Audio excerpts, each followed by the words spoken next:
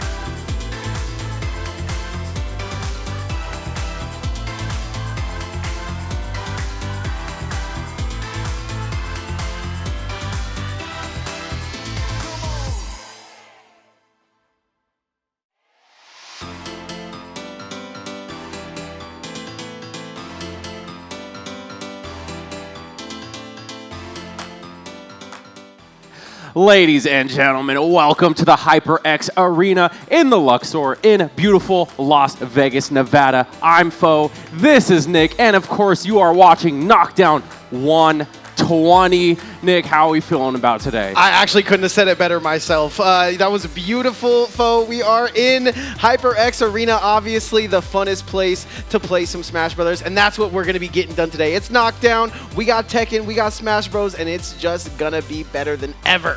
Yes, sir. And with that being said, it's also pretty close to Halloween as well, so you already know we're dripped out in the Halloween colors, even though Daffy Duck isn't really a Halloween character. But we also got Navi in a bottle as well, you know, representing the Zelda fan base out there. We are in there. What else is in there? Chaining Day. Smash Brothers. We have a pretty interesting tournament this Knockdown 120 because the top contenders, in my opinion, are going to be Vin and Missions. We're not seeing Capitancito. I don't believe Sonics is going to be making a special guest appearance like he normally does. And there will be a few runner-ups too. I actually see, I wrote it down right here. We have Kojax, who also is Mission's brother. Yep, Mission's brother, of course. Sir Bucket. I saw Tomato and Stellar as well. And you got to watch out for Stellar. That is another Nest player out there using the Saturn shirt. I was going to say, that's Fo too.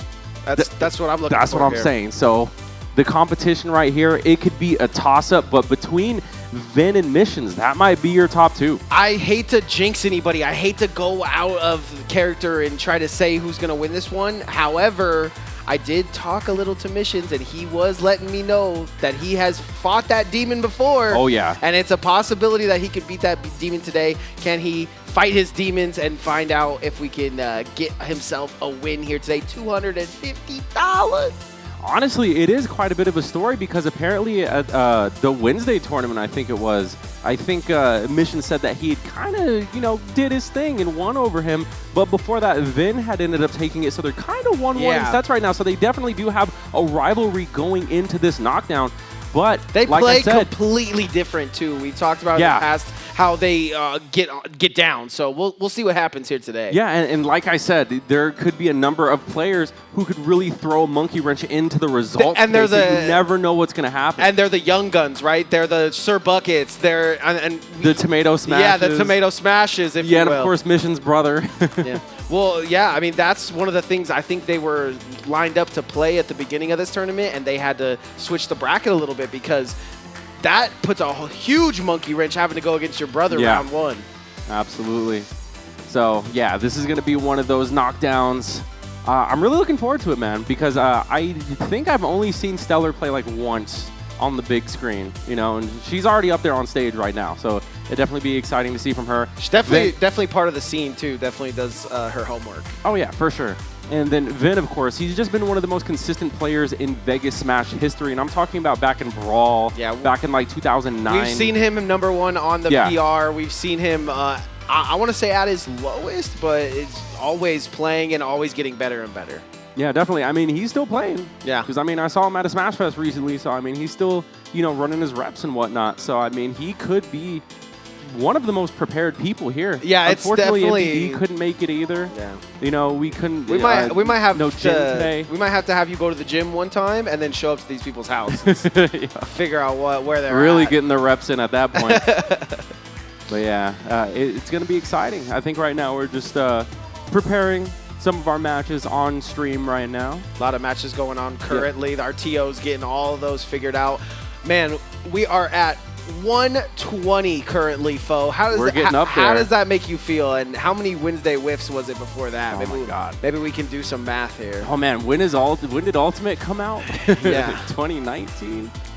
I mean, I've been going to these ever since the beginning, ever since the foundation, and regardless of if it's on a Wednesday or a Friday or a Monday, I'm showing up. Yeah, talk about grassroots, right? Just really the actual root, the seed that was Fo.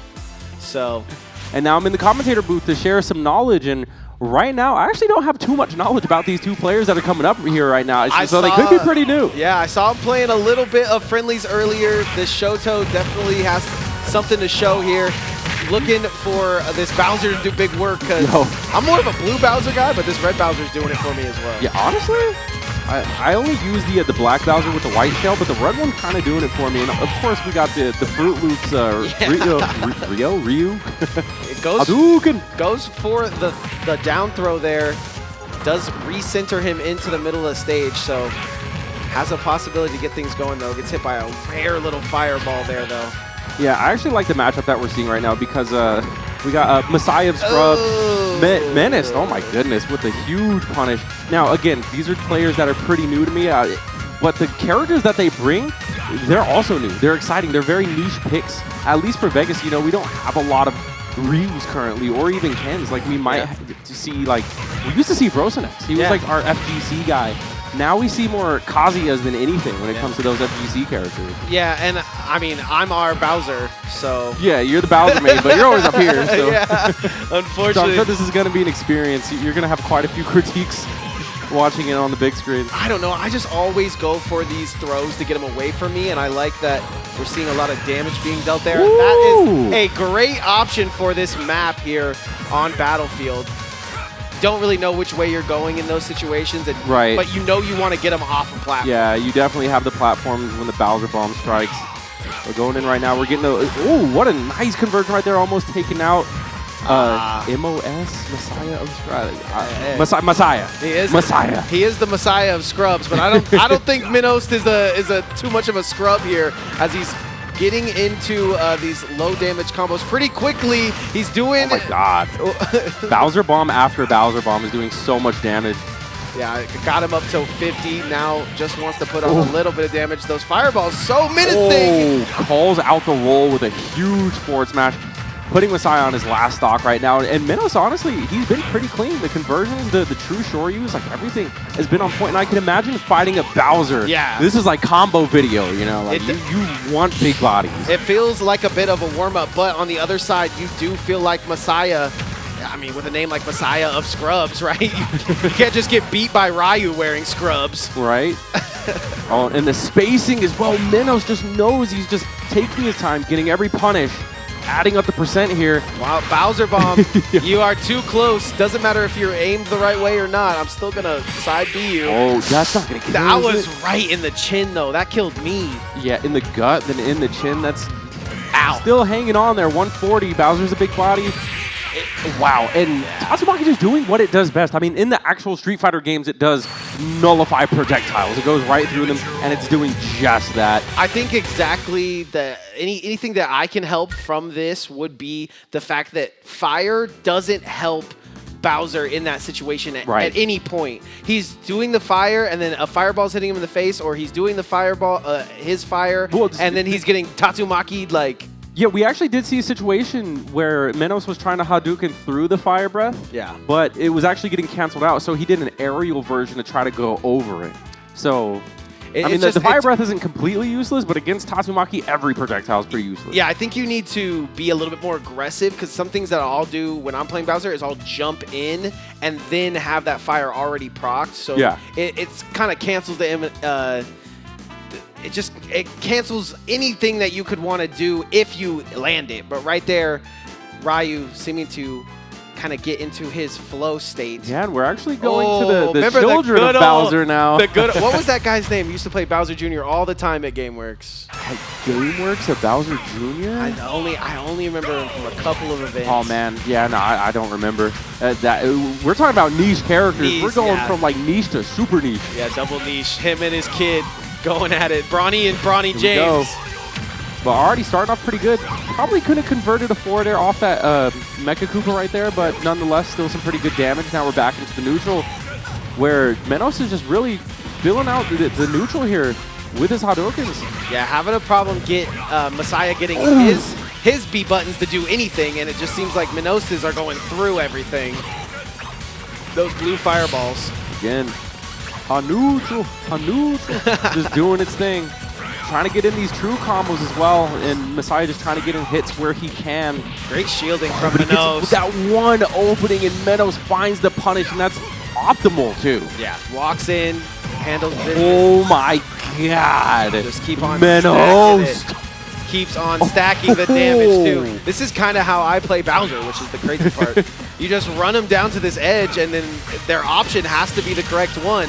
That is a lucky little recenter right there. Yeah, using the drill. Messiah's going to have to be so careful, so defensive. Yeah, rolling in like that, it's going to get you punished. Menos is just looking out for those opportunities. So unfortunate once again. Oh, a parry. You don't want that. Neutral into, yeah, sometimes you can spam a little bit with Bowser Jr., but right now I'm not seeing too much of it. He's even going to grab his little parrot. Yeah, and I love the way that Menos is putting on the pressure so clean as well. If he's attacking your shield, he's also going to throw out like a Chokunuts. Yeah. To just add in more pressure, more hitboxes. That time getting grabbed out of his shield. Yeah. And now there's an opportunity for Messiah to edgeguard, but Menos is going to make it back. Yeah, sitting with 3 stocks. We might see our first 3 stock of the night here, and it might be tales of what to come. We'll see. I mean, Menos is starting things off on fire thus far, but the game's not over yet. Like you said, a potential 3 stock. Now we have the drill going off the stage. Double drill. Tatsumaki to get back on. Not going to get anything with that get-up attack, and now they're back to neutral. Up smash, not going to do it. I think that was 3 Shoryukens in the row. Dude, Menos, he's just looking completely in control throughout the whole thing. The conversions were not dropped. The combos were not dropped. The kills were constantly confirmed.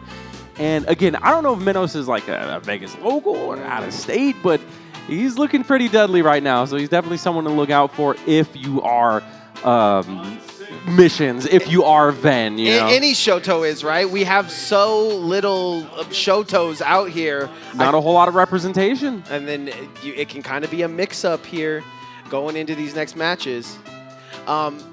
Knockdown 120 for me really means that we've kind of added to things that we've done here in the past. And I'm looking down at the community, and I just love that we have the young guns in tow today. You know, Tomato Smash, Sir Bucket, these... the future of the community. Yeah, the people that really... They kind of rack out when it comes to the community basis here. Are you looking for most of these players to come at weekly and to get the... kind of steal their flow, kind of take the, I don't really know how to explain it. Just you're taking what Vin does so well. You're taking what SK92 has done so well for so long. You're taking what Foe has done so well over the years, and you're trying to coagulate it into the game that you play. And we don't see enough pop-offs here, but you know it's a good one when you do see a good pop-off on stage. Absolutely, yeah. And like you said, like the young guns or our future community leaders, you know, stuff like that, when they're in here, getting in those reps and getting those big wins, like because when you're just starting out, a lot of the times you have those gatekeepers. And it's really about breaking the ice for the first time that really causes that first big pop-off. Like if Tomato Smash wins this, winning this whole thing, or beating Vin or Sir Bucket, you know, doing a similar thing. It's gonna bring out. Oh the my people God! I can imagine them to flying out of their seats. And it's also gonna bring the other players who think that they're the best in Vegas. It's gonna bring them out because Tomato Smash is instantly gonna get on that Twitter. Oh, he's gonna instantly say, "I just won." And it looks like we're getting a switch to Tekken as well. So I don't know if this is gonna be grand finals, winners finals. What do we got going on? This is our Wyoming native. I don't know how well. The scene of Wyoming. I've played against the Smash scene of Wyoming like one time. Tell me about it. They sometimes go to Utah. Okay. Close enough, right? Yeah, he told me he made it down to Atlanta. Said he's friends. Oh, he's traveling. Says he's friends with Wrath. He's got a combo breaker hat on. So let's see. Alyssa is going to be his pick, or is it Asuka? We'll see. Asuka. Alyssa. And I believe this is a different grand from what we had previously. Yeah. I think at Knockdown 119. I believe so. Yep, so getting into it here. I'm going to see if I could recognize any familiar names right here. Because I was commentating with Chris last time, and I believe... Yeah, you guys absolutely killed that. Okay, first to 5, not first to 10. Yep. Can be a little bit shaken up on a first to 10 once you get to like game 3 and you've already lost 3 of them, you know? Yeah. But game to 5, this could have implications 2-10 either way. Yeah, and I think we're just waiting to get the names updated. But for now, though, like you said, Asuka, Eliza, something like that. But already, huge hits coming in. Potential comeback as well. Yeah, I don't know. Lots of health to be used here. That's a move, though.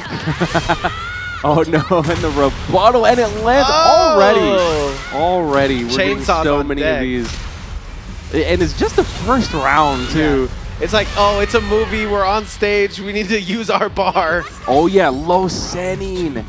Oh, man. Yeah, no, he was in Grands last week with the Eliza. So this... And I think he took the whole thing as well. Yeah, and you had to win 10 in a row last week, so this is crazier. So this one's just the first to 5 as far as I know, and already low setting starting things off strong here. Yeah, Ghostman getting the worst of the situation right here. Tries to mix it up and didn't have his hands on the controller there. First perfect of the night. But yeah, Low Sinin has been dominating the Tekken scene here at HyperX Arena for the last couple weeks, I would say. Yeah, and so far it's looking like he wants to continue that streak. I mean, we did see quite the back and forth during the last knockdown, but he ultimately did win like 10-4 at the end of it. So let's see if Ghostman can put it into it right now, getting another Rage Art. Yeah, Ghostman, like I said, coming from Wyoming, he's traveling, might not have had the time here to get some reps on Low Sinin. So a first to 5 is definitely the way to show off. That is a great way to get the first one. Yep. And Low Sinin getting one on the board. Yeah, this the chainsaws, I mean, for arms, it's a robot. This is our future that we're headed to if we let Elon Musk create these robots. And already a dominant performance, too. I mean, a quick 3-0 as far as round goes. Both of them landing Rage Arts whenever. So, I mean, like, the accuracy is there, the movement's there. These guys both just firing on all cylinders right now. But Low Sinin, again, just looking to defend that title. Yeah, there's some bigger characters in this game. We have the 2 smallest little stick figures that are going at it right now, but there is Panda, there is so many big body characters in this game. Might have to look into with Jack. Tekken. That's my favorite one, that big robot. Oh yeah, I love watching like Jack highlights from back in the day. Yep. Because he's got moves where he just does like one thing and it's over. Like the round just ends. This is a huge like piston punch or like wrist launch or like just whatever kind of crazy stuff he does. I swear there's one where he just winds up and if it hits, you win. It's like that's like the Miguel. Yeah, it's like right? The Miguel where he just like kind of like hypes up, walks forward and just swings. The one hit KO. What system are we playing this on? Is this PlayStation? I think this is PlayStation. I bet. PS5. All right, getting into it. Right back into things. We already have good defense coming out from Ghostman, but gets opened up. And the blocking at the beginning has to be a tiny bit better. Just goes into Rage Art a little bit too early there. Yeah, Low setting, just having him against the wall. So much pressure, just an onslaught. Already starting things off with a perfect. Yeah, I mean, Ghostman has a lot to prove here. Low Sinin has done it on this stage in the past. It's a great little juggle by him, though. Yep, that's what you like to see, but excellent blocking from Low Sinin. Handling his pressure, getting the counters too, and slicing at those ankles. That was mean, and that was aggressive. Oh, here we go. What a counter. Hold on. This is going to really prove. If Low Sinin can take this round, it's going to really prove. Oh, and that's going to get blocked too. God, I hope no so. No punish, but there we go. Okay, knew that it was going to get blocked, so already had the punches in bunches on the way. That would have really proved if Low Sinin would have brought that one back. That would have really proved to me that Ghostman had what it takes, but just barely. Huh? Yep, hitting those ankles. There's that decking, Tim, we talked about. The highs and lows. There's another block. Goes for the grab, but ends up getting punished for it. And now back against the wall we go, man. Low Sinin, just if he gets you against the wall, the pressure it's just an onslaught. And that low is so prevalent. He's doing it so often. You can see him going low for almost every single, just to get in. Yeah. And then the combo comes after that. He doesn't care. Oh, man, I love that from Ghostman. He just really took his time and was so patient when it came to that opening. Beautiful tech as well. Yeah, we're breaking guard. Nice.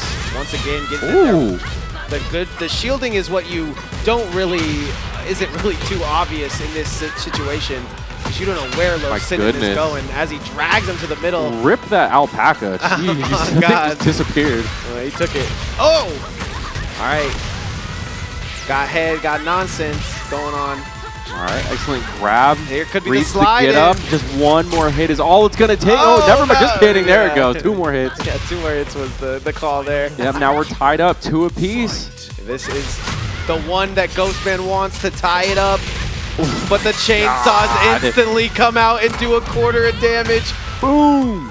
Great rebuttal, but the grab is going to get Okay. teched. Yep, Ghostman figuring it out here. Smacking him up. Oh, no. Oh, this is bad. Is that already? Oh, and he gets the Rage Art. Yeah, it's going to go through. It's going to do about this whole middle section of health here. Okay, not even. Just half of that. Yeah, but I mean, they're almost, well, they're, now Ghostman has the advantage. Okay, he's definitely pressing some buttons. Low Sinin Big sees juggle. this, though. Against the wall we go. Waits for the get up and gets the low kick. Wins match 2. Actually, the sweeper. Oh my God. The sweeper for the win. So close there. Low Sinin just knows that he has what it takes in this matchup. He's so close to dropping that round, though, but still goes up 2-0. Yeah, that was a huge transformation from what we saw the first match, too. So, I mean, already you see that the adaptations are there. Wake up, Wyoming. You got this. Yeah. It's hard, man. You come out on this big old stage, everything's, you know, lights in your face. Yeah. Fans, big screen.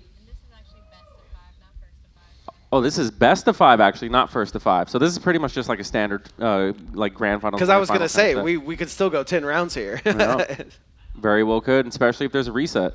Yeah, but I like the loading screen. You got plenty of time to think your game plan through. Shorty pulled up on the bike. That's how long it took us to get here. Oh, okay, get off me. Don't touch me there. Making some reaction plays right here. Whoa, what was that? Ghostman trying to get, I mean, literally playing off a reaction right now. Gets caught up by the blades. Yeah, when the chainsaws are out, man, even if you're blocking just the chip damage. Yeah, you don't even want to take now, that. Can we get the reversal here? Yeah, because you don't want to be too close to that wall, man. We've seen the nasty things that Low Sinin can do. Right now, he's just getting hit after hit. No huge openers thus far until Ghostman decides to go big.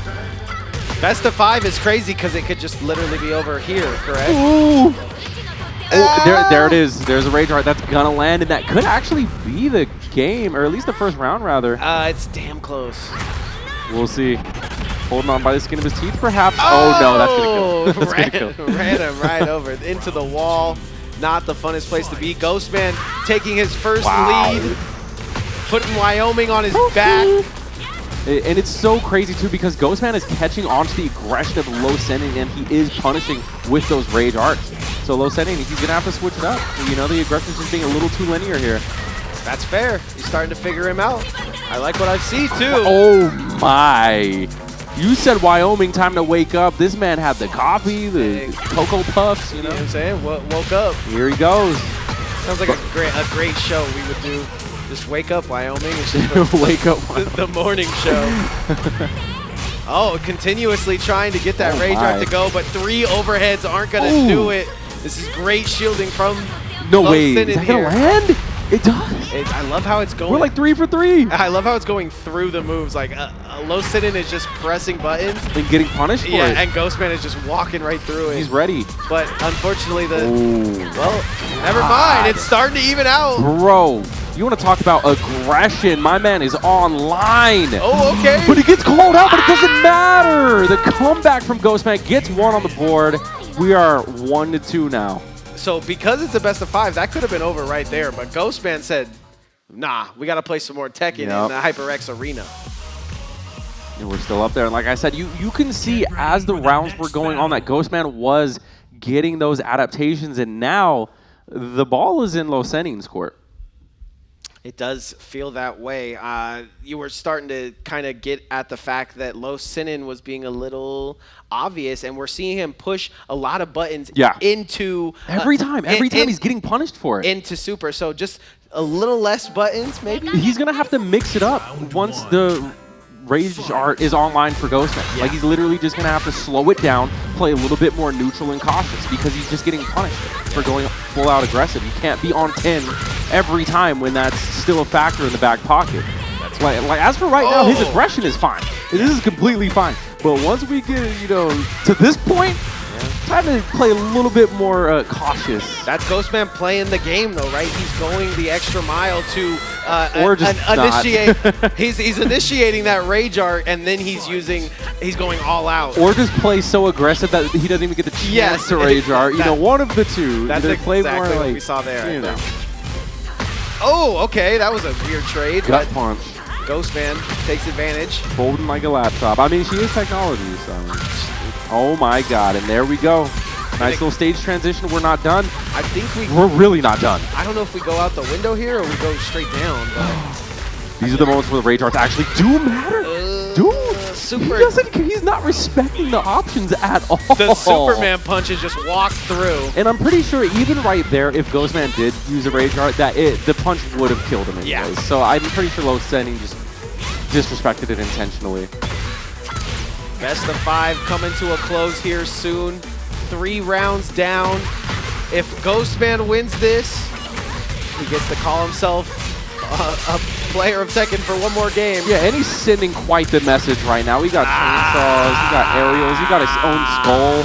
Like, man, that was aggression at its finest. And Low Sending again defending his title. I like that Ghostman as the knockdown champion. I like that Ghostman was like, okay, I know what's gonna happen. He's gonna play aggressive when I'm in rage art to try to get me down, and he tried to figure that out. But I think we just saw Low Sending go to a different mode. He said, I can press buttons even faster than that. You want me to be patient. Exactly. You want me to be patient, but I can push buttons a little bit faster than that. You would think when you have such a threatening tool in your back pocket that the normal option would be to play more passive, to play around it, you know, just really think things through. He was like, nah, I'm just going to double the pressure. Yeah, we're going to run it down mid and press exactly. twice the amount of buttons this time. I actually like aggressive/stubborn play styles like that because not only is it showing that you know what you're doing, but you're also so confident and you're playing so well and so in your zone, and that's where Low Sending shines. Yeah. Is when he's able to play that confidence. He wasn't playing scared. Every moment he got to press a button, he did, and he typically 9 times out of 10 press the right one. And I think what we're seeing from Ghostman there is a little bit of adaptation around game 3, but with a best of 5, you got to be thinking, okay, it's best of 5. I have to turn up a little earlier next time. If that was a best of 10, it could have maybe went the other way. Yeah, I mean, but again, Low Sending been for at least the 2nd week in a row that I've seen, being your Tekken 8 champion. So congrats to him. Also, congrats to Wyoming showing up, meeting in the grand finals. I think he's playing in Smash as well, so hopefully his bracket lit. Definitely looking forward to that. Speaking of Smash, I think we are making a transition back into Super Smash. Wait, hold on. We are, okay. Word from production, we are in fact switching back to Super Smash Brothers. Bam. So hopefully you guys are having fun at Knockdown number 120. I believe they have another one set up for the beginning of November, which is actually going to be their spooky. We're not having a Halloween one? I mean, we could cry. We could cry. We have to have a Halloween knockdown. We could Because probably. I mean, we in the booth got to dress up. I mean, this is the closest thing for now, but I can go harder, I promise. Yeah, I'm scared to see what all the competitors bring out, but yeah, because the past few years we also had like contests and stuff like that, like costume contests. So that would be exciting. I think we're going to get it right into November 1st, but it's still Halloween-y, right? We don't got to get the turkey out too soon. What day is Thanksgiving again? Like the last day? Because I'm just like Black Friday is coming around then. Yeah, you got to get some stuff off the rack? Yeah. Mainly just like lights, like gamer lights. Because like my light bulbs have been blowing out. I've been having them for so long. I just see you like playing Smash and all the lights behind you are just dying. Yeah, like actually, they actually flicker sometimes too because the Wi-Fi signal is not super good. Sometimes they're just like old. That sounds so scary. Ones. That sounds very Lavender Town, and I'm very scared that there's ghosts in your lights. But yeah, I actually see. Is that Messiah? That's not Messiah. Scrubs and Minnows. I think. I think they're running it back. Maybe that's a money match. Oh no, that's no. That's Kojak. Yeah, no, the names haven't been updated. Oh, that makes sense. Yeah, no, that's Kojak bringing the Falcon. But we definitely do have another Bowser. Dude, I've been seeing. Everybody just that Bowser actually looks insane too. He's got the all yellow suit on. You got to be real confident to rock the all yellow suit, and then on top of it, you got to be even more confident to rock the Bowser. So. Yeah, one thing I noticed is that Bowser's alts are actually sick. Yeah. He has some really nice colors. I really need to expand my colors because... Oh, Oh, the game that we're looking at right now, we're actually going to be checking it out. Yeah, this one's definitely going to go the distance, and it just started. Big shout out to Kojax coming down with his brother week after week. They definitely have something to prove here, though. Guy in the yellow suit, a.k.a. Dantroid. Dantroid. I mean, actually going pretty, like, relatively even with Kojax as well. And this is, again, someone that I have not seen. And this is a character, too, that, you know, versus Captain Falcon, it can feel a little oppressive, but if you get yours out, you get those up Bs grounded, it's a couple things to go to your way, you can find yourself. That is some online-ass stuff that happens to me all the time. Don't worry. Shake it off, Yellow. Ooh! How do we return the favor? Homie stock. Homie stock. I mean, honestly, if it was me and I was in an amazing yellow golden suit playing Bowser on stage right now, I would not have taken that 80. Ooh, okay. Nick, what have you done? You've assembled the Bowser Avengers right now. I'm so glad. Like every match we're having a Bowser on stream. And it'd be even crazier. I mean, Kojax is up again. That's it to the side. I'll tell you what. That was a close one. That was a close one. Looks like it's going to be Kojak as the victor, however. So 2-0. But how was that even a sour spot? He was like on top of him with that down air. There is some Bowsers in losers bracket. I got to get down there and coach my boys. Man. Oh my! I got the coach on and everything. The Koopa Kings are out full force. I'm the Koopa coach today. I got to get down there with my whistle. Exactly, the whistle, the lanyard, and get all my boys at the bottom of the bracket. Unfortunate. Yep, the big boys, the king of the Koopas, but. Again, Kojax is someone that I expect to be moving up in the ranks, especially through the winter. And that'll only help missions, right? Like, he'll see his brother doing well, he'll continue to do well, and we'll find ourselves at that top of that precipice of the peak. But we'll see. That one was pretty obvious, but definitely something barring. I just think you're going for a smash attack at the biggest event in town.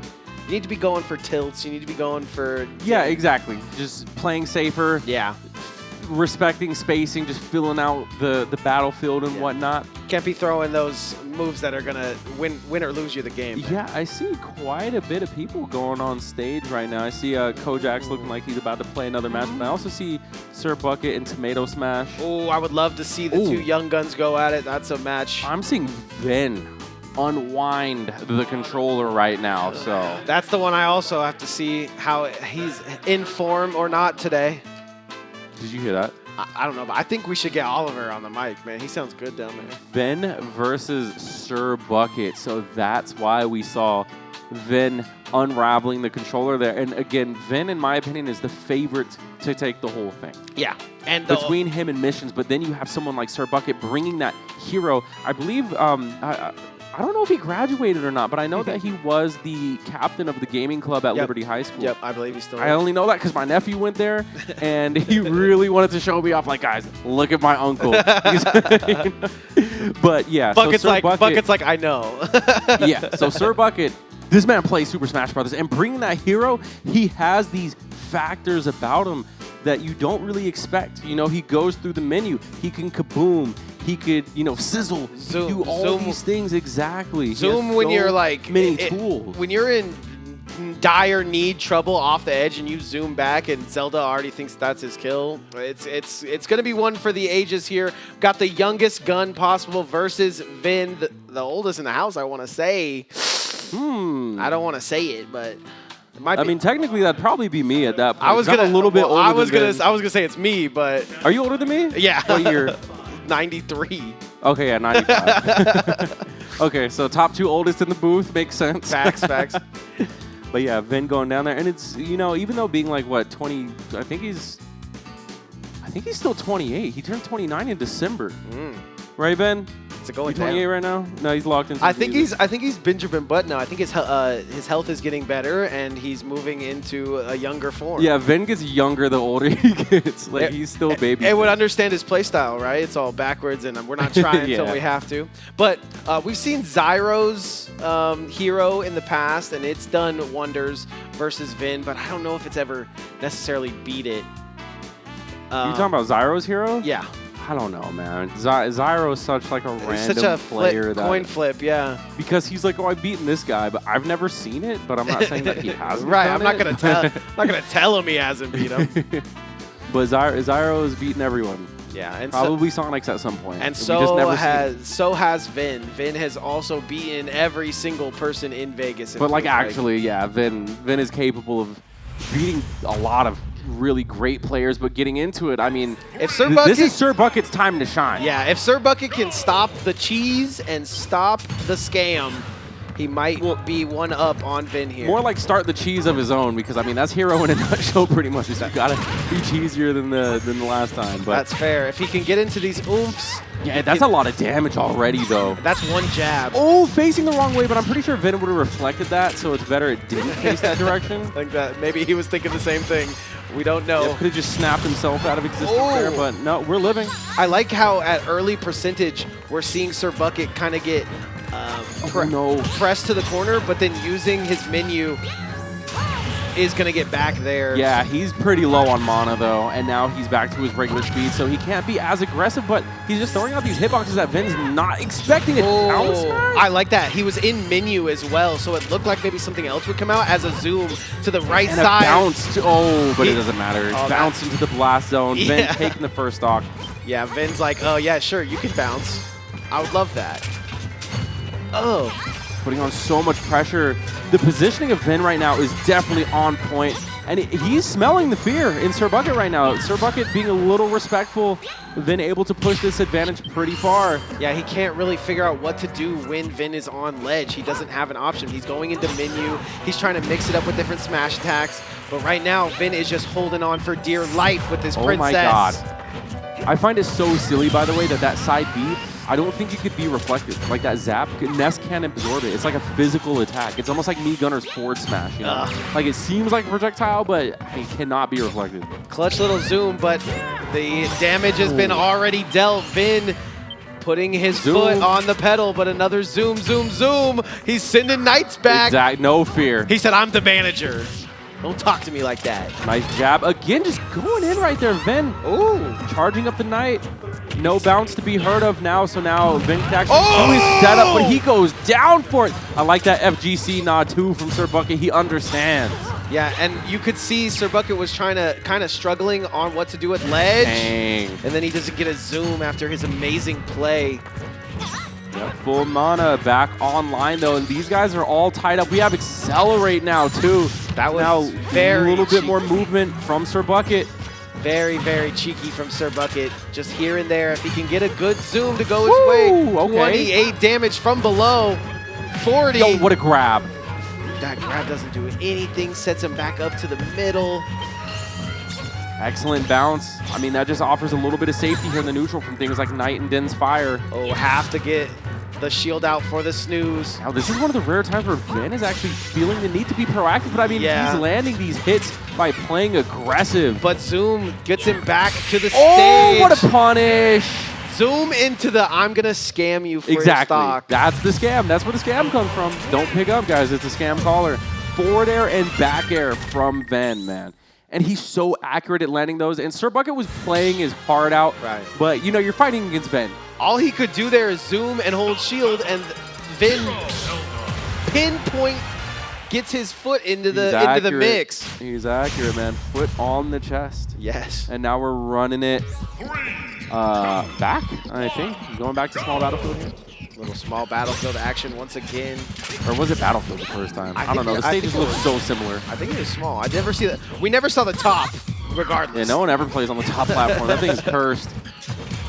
Oh, wow. Sir Bucket going over or under the Knight there? Couldn't really tell. Stuck in.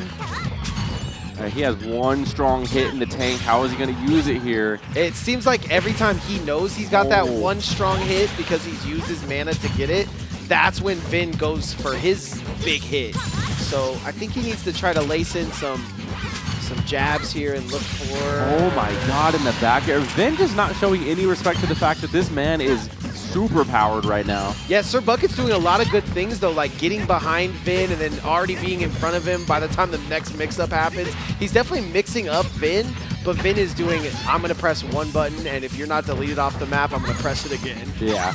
Not only that, but Vin is throwing out, and like the way he places his attacks are just so effective. He's not just throwing things out willy-nilly. He's being patient. He's getting those openings, and look at the punishes too. Again, waiting for Sir Bucket to just press a button, reacting. Yeah, all of this is Sir Bucket pressing the button, and then Vin knowing exactly how to counter it. Yeah. Just exactly how to counter it. Scoops him up into the air, tries to get him at the top of the blast zone. He now has to fight the Knight, mano y mano. No zoom, but he's going to get back to the ledge, rolls in pretty easily. I want to say bounce not really helping him here. There's not too many things except for Knight that can hurt Sir Bucket here, so might not want to waste the mana. Right as you mentioned, bounce not really serving him. Yeah, right there probably would have been pretty good. That would have helped. All right, chops him up, tries to get it going. We saw that nasty fireball off the edge earlier, but all of that took so much to set up that Sir Bucket's not looking too strong in this matchup now. Yeah, and Vin is just locked in, man. He's looking like he wants to take the whole thing, that's for sure. I think he might have to right here. Mish has definitely got his work cut out for him because Vin wants to win this whole thing just like the good old days. Yeah, and that's another thing that Vin just has a huge upper hand on is just his ability to adapt. Nice first stock from Sir Bucket. He just put a rubber shield on and then he grabs him, puts him on the ground, and the Knight doesn't get any damage, but it still still hits the same. Yeah, Knight didn't want any piece of that, but I mean, Vin still had grab armor on, so it didn't affect him either. Nothing seems to want to affect Vin here. He is up 2 rounds in a best of 5. Sir Bucket scrambling for the song. Man. Excellent stuff from Vin. Like I said, he's one of your favorites for a reason. He's one of the most conditioned competitors in the city of Las Vegas, and I'm talking about up there with the likes of MBD, with the likes of Sonics, Capitancito, Grandmaster. Like, this dude has always been top 5 in the state. It doesn't matter. Yeah, I love that we send him to these big tournaments, too, to go shut down, and he really is the face of Vegas. Yeah, and causes upsets out of state, too, especially being this character that isn't super meta either. Like, Vin, he's just always been kind of that character specialist, and he even has a Sora in the back pocket now, so yeah, you can never really know what he's up to these days. Can't really count Vin out either. That's a bounce, dude. But the extendo doesn't go in. The shielding is great from Sir Bucket, but man, yeah, he's feeling so much pressure. Everything is being covered. Yeah, it was really fun to watch Sir Bucket make his way out of that one, but as soon as we thought he would make it in, he makes it out. Losing a stock early here. And I mean, he did put up some good numbers, having been at 95. But closing it out has always been the struggle. I mean, he hasn't landed really any impactful spells. And it doesn't even matter if you start hot versus Vin, because Vin just wants to play a whole set of Smash at the end of the day. In fact, that's his strength, is not starting off hot. Right. He gets beat up for a little bit, and then he's like, all right, I've been awoken. I've figured you out. I know everything you do. My time to shine. But right now, he's just showing up early and on time. Oh, got some health, but he gets it all right back from the dense fire. No head on the... Oh, my God. Zoom. I mean, he has his movement online, but what can he do? He's getting called out, feeling so much pressure on it. Apparently, he falls 10 times faster with Accelerate on, so there's the thing. Too much pressure, and I'm nervous. Oh, well. Goes to the mana, and it nets him at least one stock here. Das Boot? Just kick him up a notch. Quick 21, but Vin doing his thing. I mean, he's been getting so much from keeping Sir Bucket on the ledge here. It seems to be so comfortable in the hero matchup. Ooh, okay. Nice reflect. Yeah, I couldn't calculate that one. Now hits the read, 2 reads the DI, sets up 9 at the ledge, but Accelerate. Sir Bucket's going to find the center of the stage. Press the issue here, not once, but twice. I really love this dude. Oh, it doesn't matter. God, it's a scam. It doesn't matter. Vin is just so ready. Gets the solid 3-0. And honestly, not a bad showing from Sir Bucket. That's my first time actually seeing him in pressure the Vin matchup. Yeah. I agree. I'm glad that they're getting knowledge from each other here too. I think that's really important for a young player. Not even feeling too, not feeling too. I mean, you can't be upset. You're playing against one of the Yeah. best for a reason. And honestly, a lot of people, like, I'm just going to use myself as an example. Some people will play against me and expect to get completely destroyed and be like, oh, I took a stock. Yeah. I'm good on that. Or I Yeah. took a game. I didn't expect to Yeah. take a game. Like, this is one of those moments where a lot of players, when playing against Vin, they don't expect much. But there's a good showing, a good sign of potential that's there with just a little bit of tweaks in your playstyle and a little bit of character knowledge, especially because there was just moments where I saw Sir Bucket was going for things that I'm like, I have so much experience against Zelda. I wouldn't have done that because usually Vin always wins this trade 9 times out of 10. It's just situational things like that, situational awareness, game sense that will improve as these new players gain more experience. Vin has been in the hot seat. He's been playing this game for years. He has more experience than like everyone in the arena right now. Yeah. That's why he's probably going to win the whole thing, but I'm so excited to see these new players, these younger players, match up against him. Yeah, that's all I want to see is how well can they do. Just this guy's so good. Just like in your situation, it takes reps, right? You were really good at the game, but you needed to face everybody in town to be able to say that you were the best. And Vin has also put himself through that similar gauntlet of characters, people, different skill levels, and Sir Bucket's just getting started. Yeah. I just realized that's Vin's homie. I met him before. I knew he looked familiar, the Ryu player. No wonder why he was landing all those punishes. This is one of Vin's homies. That makes sense. That makes sense. I think he specifically... Reps with Vin will do that to you. He'll let you beat you up for his whole first stock and then go into Vin mode, and he comes back with a vengeance. Yeah. And I see we got Kojax on stage. We got Tomato Smash on stage. I don't think we've seen... Yeah, we haven't seen a Tomato Smash game today, so I'm wondering how he's doing in the bracket. Right now, it does look like we're going to get some Kojax versus... Oh, the game just finished. It literally just finished as soon as it flashed on screen. We're doing a little red zone here for you guys at Knockdown 120, but yeah, I mean, for me, it really all just comes down to exactly what you were saying, Fo. Vin has been through the gauntlet. He's been on stage. He's been there. He's been across town. He's been all the way in a different state. To the moon and back. He's been to the moon and back, all playing Smash. So if there's somebody that's going to take the crown today, it's going to take a special showing from somebody. Exactly. You have someone to come up large. Speaking of coming up large, we do see Tomato Smash. And this is another person that I mentioned definitely has a huge opportunity at the crown tonight. Yeah, he loves... Coming at Vin and Mission's throats is like the name of the game today because these are the guys that you want to beat. Yeah, you want to talk about gatekeepers, people that just... If you want to make a name for yourself. Yeah, that's the time. Tomato definitely has what it takes to always ready to go on Twitter and say, okay, I didn't do well at this tournament, but tomorrow I'm going to do, this and this and this to get back to where I was at. And he's taken some names and he's put them on, put them on blast. So now it becomes who else can you beat that isn't just a gatekeeper, isn't just a player. And here's the game itself. Panda bringing that Steve against Tomato Smash, of course. Bringing that red hot Kirby, or no, he's orange actually, never mind. That is a ketchup Kirby. That's funny. Yeah, no, he has a even redder color than that. More. That's kind of like a melon ball. Oh my God, Panda. Okay, great back air. I think Tomato Smash has seen this style before in player. Panda, I just don't give him too much credit to these style of Steve. Oh, the lock? Optimizing into the Tomato! He wanted to end that stock, and that's what I'm talking about, dude. This is Tomato Smash. This is someone who is like the Dakpo of Kirby characters. He has the neutral down. He has the optimizing down to a science. The thing is, though, Nick, is we are 1-1 right now. So the stakes are extremely high here, and we're pretty much all tied up. Beautiful tech from Tomato, but the setups from Panda have been insane thus far. Yeah, and he's only sitting at 84. It's going to take 2 big hits. Oh, we're blasting off again. Yeah, we almost got Team Rocketed above there, but he's going to let it back for free, and just to lay the anvil down, Tomato Smash sitting in winners currently, but might be on the way to losers, and Panda might be our Steve Savior. Yeah, he's putting in work with the wooden sword, too. He's just whacking him.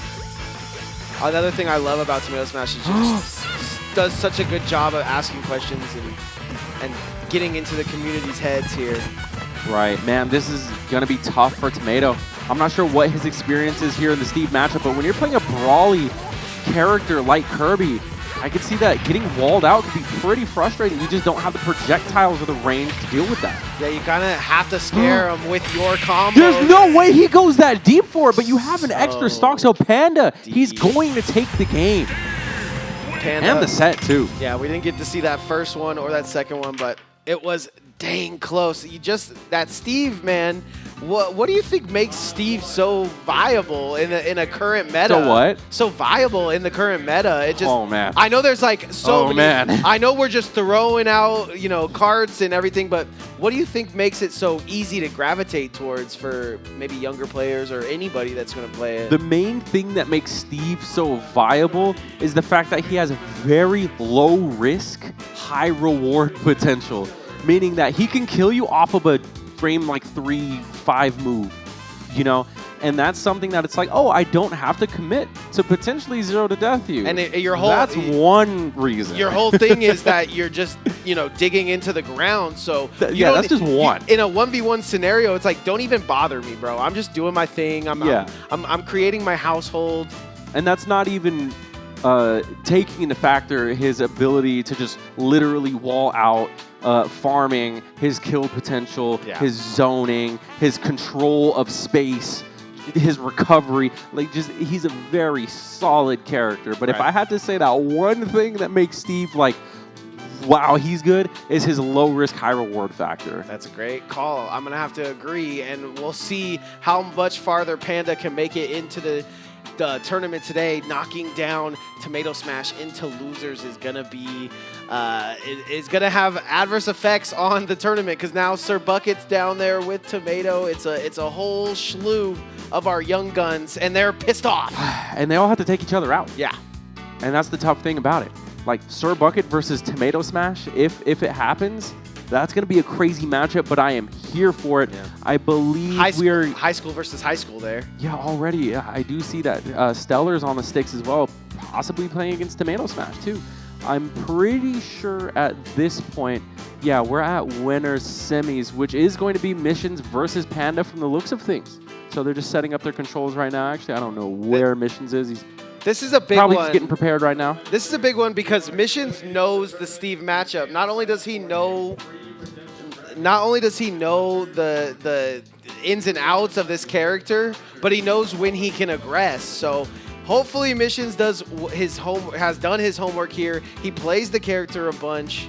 Now it's all gonna come down to, I mean, he plays Steve. I don't know why he's shaking his head. Missions is confident. I know Missions is 100% confident. I know he's got the robot, and everybody knows him for the robot, but we've seen him play Steve in the past, so he should know what to do here. Yeah, like I said, Missions, in my opinion, is one of the favorites to win the entire thing. Yeah. So right here, I think the spotlight is definitely going to be on Panda. And do you have any backstory on Panda? Just kind of coming out of nowhere, being a god. I didn't even catch him in the early beginnings of the tournament today when I got here, so didn't see too much on. This is my first time seeing him. But I mean, it's just like Hugh, right? It feels like Hugh. Hugh feels like he's doing a little extra, to be honest. But this is already an impressive showing so far to get to this point. So and it was so impressive, in fact, that at this point I'm like, this can go either way between Missions and Panda. I don't know what to expect here. That's fair to say. I do worry about how much Missions is done in this matchup, and how, I mean, if he's gone to this as a character pick, he knows the strengths, but that can be detrimental. You know how strong he is. Yeah. So we'll see how this one goes. I really want Missions to lock in, because, like you said, he has everything at his disposal to win this tournament here. And if he wants to continue to kind of say, like, oh, me and Vin are 1-1, or me and Vin, gotta prove it here. And Panda looks like he's in really good spirits too. Like, he's been on stage just vibing, face lit up, smiling at all times. So I mean, like, this is big for him. Yeah. I'm going to have to agree. He looks like he's ready to go. Looks like both these players are ready to go. Hopefully you guys are having fun watching Knockdown number 120. Don't forget to follow HyperX Arena on all our social media so you can see Osti doing a lot more than commercials. You know what I'm saying? That boy Osti champ. And I don't know what happened, man, but we do have heartbroken missions on the stage right now. Man is dressed in black head to toe. Even got the black Air Forces on, probably. Probably, yeah. Ready to steal a heart as well. Because before it was like literally like a white hoodie and he Yeah. was all smiling and stuff. Now he's like super locked in, black hoodie. Like, we're going to see what version that Missions is bringing right here. Because like I said, I did talk to him before the tournament. He said he's feeling confident. Him and Vin are 1-1 in sets. He's looking to take that crown, and that would be huge. Because I believe if he does do that, this will be the first knockdown by Missions. Yeah, and usually we'll see someone like Juice, or if it's a little bit easier tournament, we'll see someone like Juice or MVD go ahead and just take the win. But right now, I think we have a great culmination of players that really want it, especially people like Sir Bucket and Tomato Smash. They got to lock in here, though, because they can't just let it go down to some random Rob, some random Panda. All right. Already starting things off, yeah. Missions just putting the pressure on, keeping Panda at the ledge, but what a reversal, oh my. Already into a big chunky combo, and Missions wants to fire back. Can he keep up in the damage game?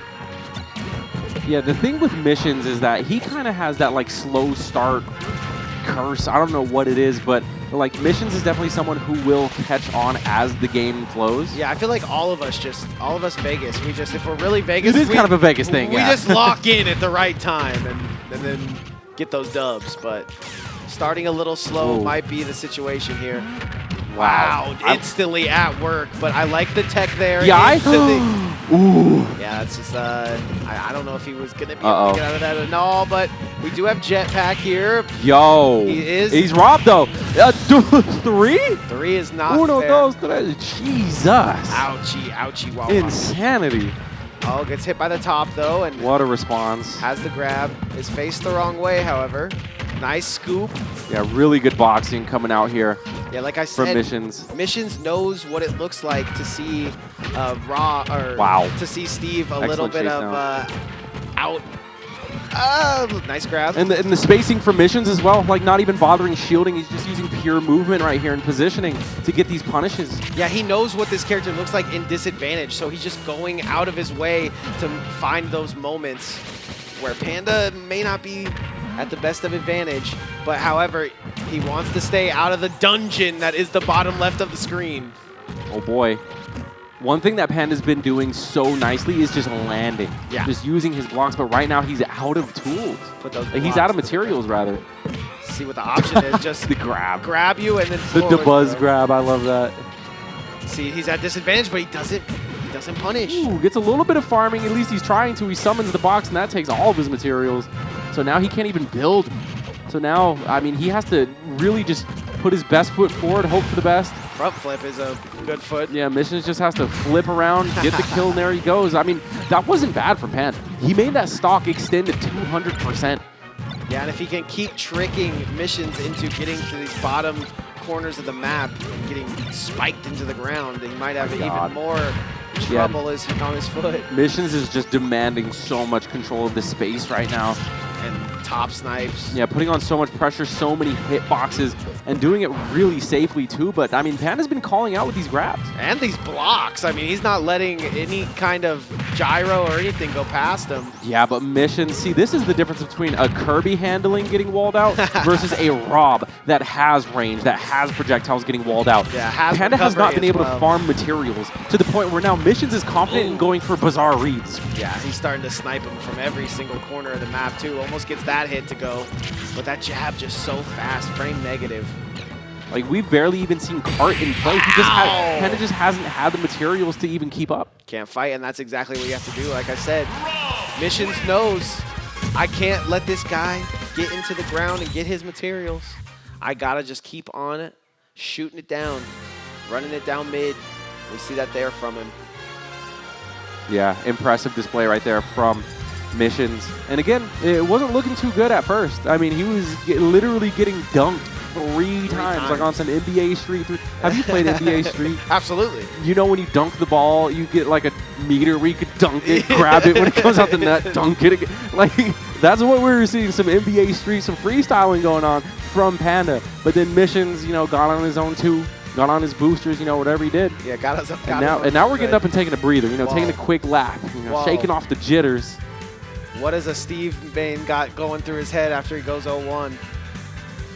We'll see. I mean, there's definitely a lot to take in right there because I feel like Panda may have never been put in such a situation where he wasn't able to farm materials. He was doing that against Tomato Smash. This is a move. Just walk menacingly with your cup of I water. love that. I love it. I love that. For multiple reasons. One, it ices out the opponent. Yeah. Two, as long as it's not excessive, I think it's a healthy thing to actually think things through. Stand up, think. Yeah, because so many people will just be like, run it back, run it back, run it back. And if they're feeling confident like that, by all means, go for it. But sometimes you just want a moment to think things through. That's the ego running back almost every time. We see it from the most. Oh, yeah, for sure. The ego of players. And a lot of times it could just be like, I already know what mistakes I was getting punished for. I just needed the new game to refresh, you know, start fresh, whatnot. That definitely happens a lot, especially when I'm playing, right? Like, I'll understand a guy's playstyle, but I will already be down one stock. So I really want that game too, and sometimes you don't always get it. But right now we're getting it here. Rob, a.k.a. Missions, going up against Panda on the Steve. Let's see where this one goes. Winners, semifinals. We're going to get at least 5 of these games, is what I'm thinking. I noticed that Panda does like his fair share of Smashville. I respect it. More than half the games I've seen him on have been on Smashville. You get different materials based on where you are, but yeah, I don't know how crazy that sounds, but I think PS2 gives you some pretty crazy mats. Crazy metal. As far as I know. Upside down L, the Waluigi. Is he gonna mash? No, I like the late mash, but still gets punished there. Whoa! Wow, the footstool down air, almost killing too. Okay, now the slow start from Missions is an absolute problem at the moment. He is going to get out of the dungeon for right now. That neutral air is going to get him a little bit more than he wanted.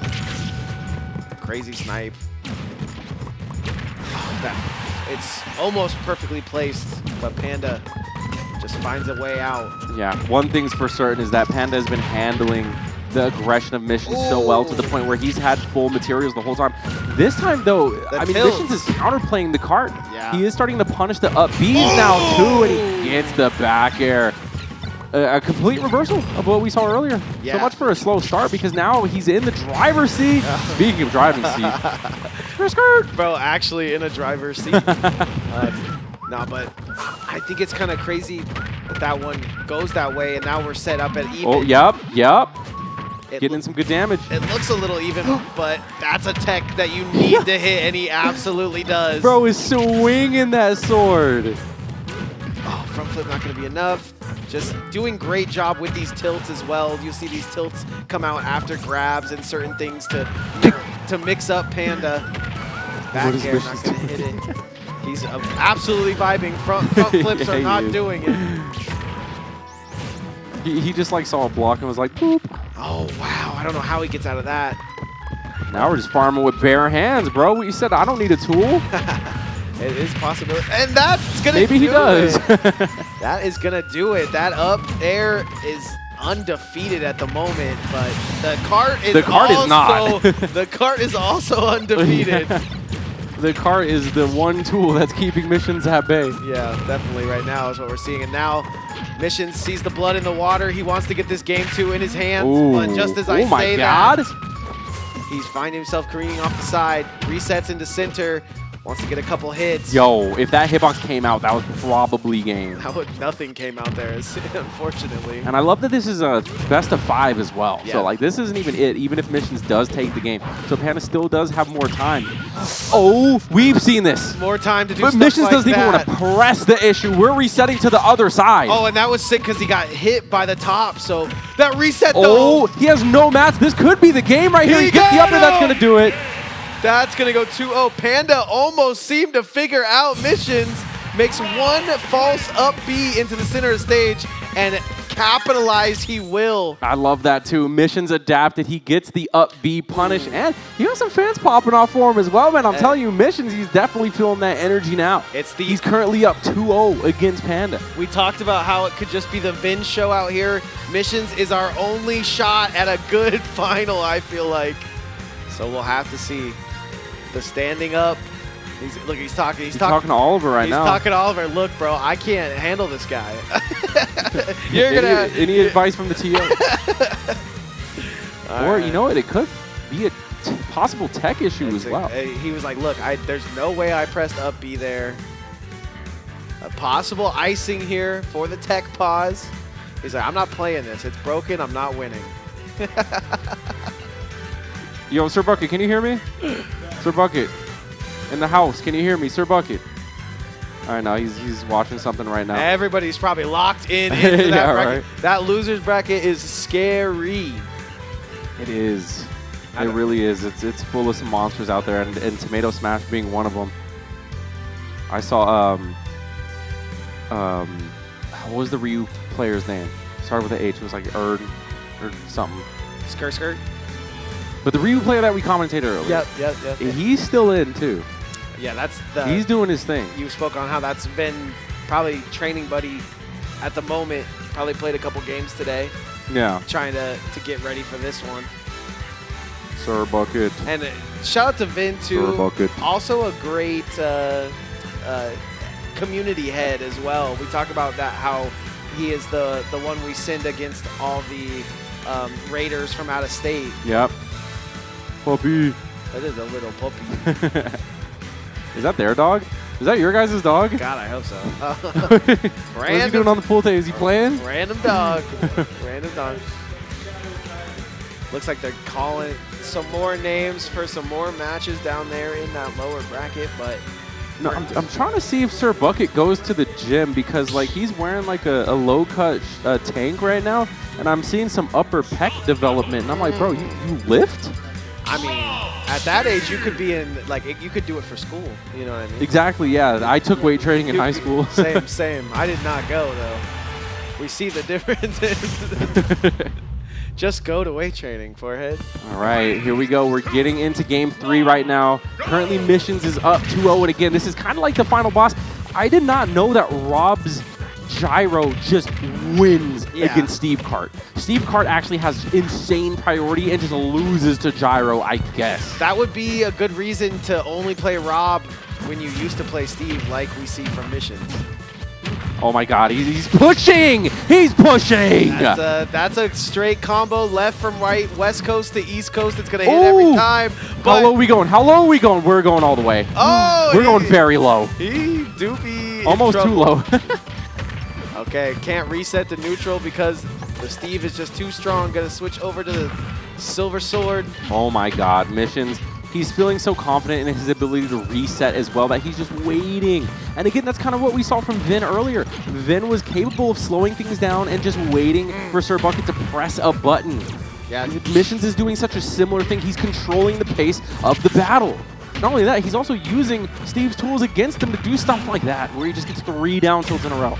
Yeah, and a lot of these players have been playing, you know, outside of the arena at different places around town. No way, does he just get the up smash? He didn't hit the block there. I thought that was directly above him, but doesn't matter. Mission seems to be just the writing on the wall now. 2 stocks up.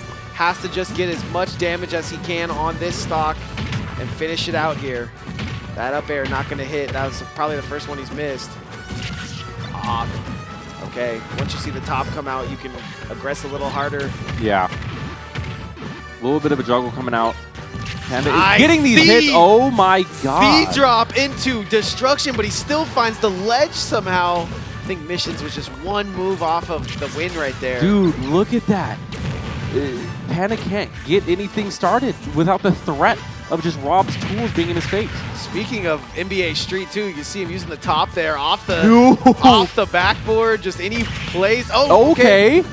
I like that though. Sneaks past him, absolutely. You can see that Panda's whole game plan is get you into this area and destroy up up smash lasting a little longer. Oh my thought here. God. That wall going to be laughable. He's just going to fly over it with the jets. Hits the snipe. That is raw privilege. He's like, yeah, I'm going to go around your blocks. And he gets the back air. Missions playing solidly.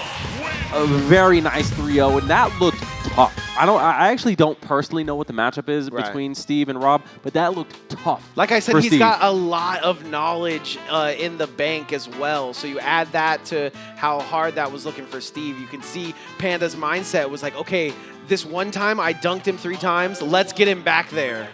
Yeah, and it's like no matter what Panda was doing, it seemed like it was just getting stuffed out by Rob options. Oh, I'm going to use my cart that usually works against everyone. Oh, sorry, there's a gyro in my face. Oh, I'm going to build, these little Tetris blocks that tend to just gimp everyone. Rob's just like, no, I'm just going to fly this way. Yeah. You know, he's just like... I am over here. Just like so delicately, like a feather. Like nothing... that no setups were working. Yeah, you gotta against Missions in this matchup. You gotta make sure you keep all that gas that was getting you back to ledge though in the tank. He's got probably his hardest. Boss. He's got probably his hardest matchup come to date. He's not been talking smack, but it's all competitive here in Smash Brothers Vegas. So he knows how big this one could be. They're probably paper rock scissorings for it. I mean, we'll see.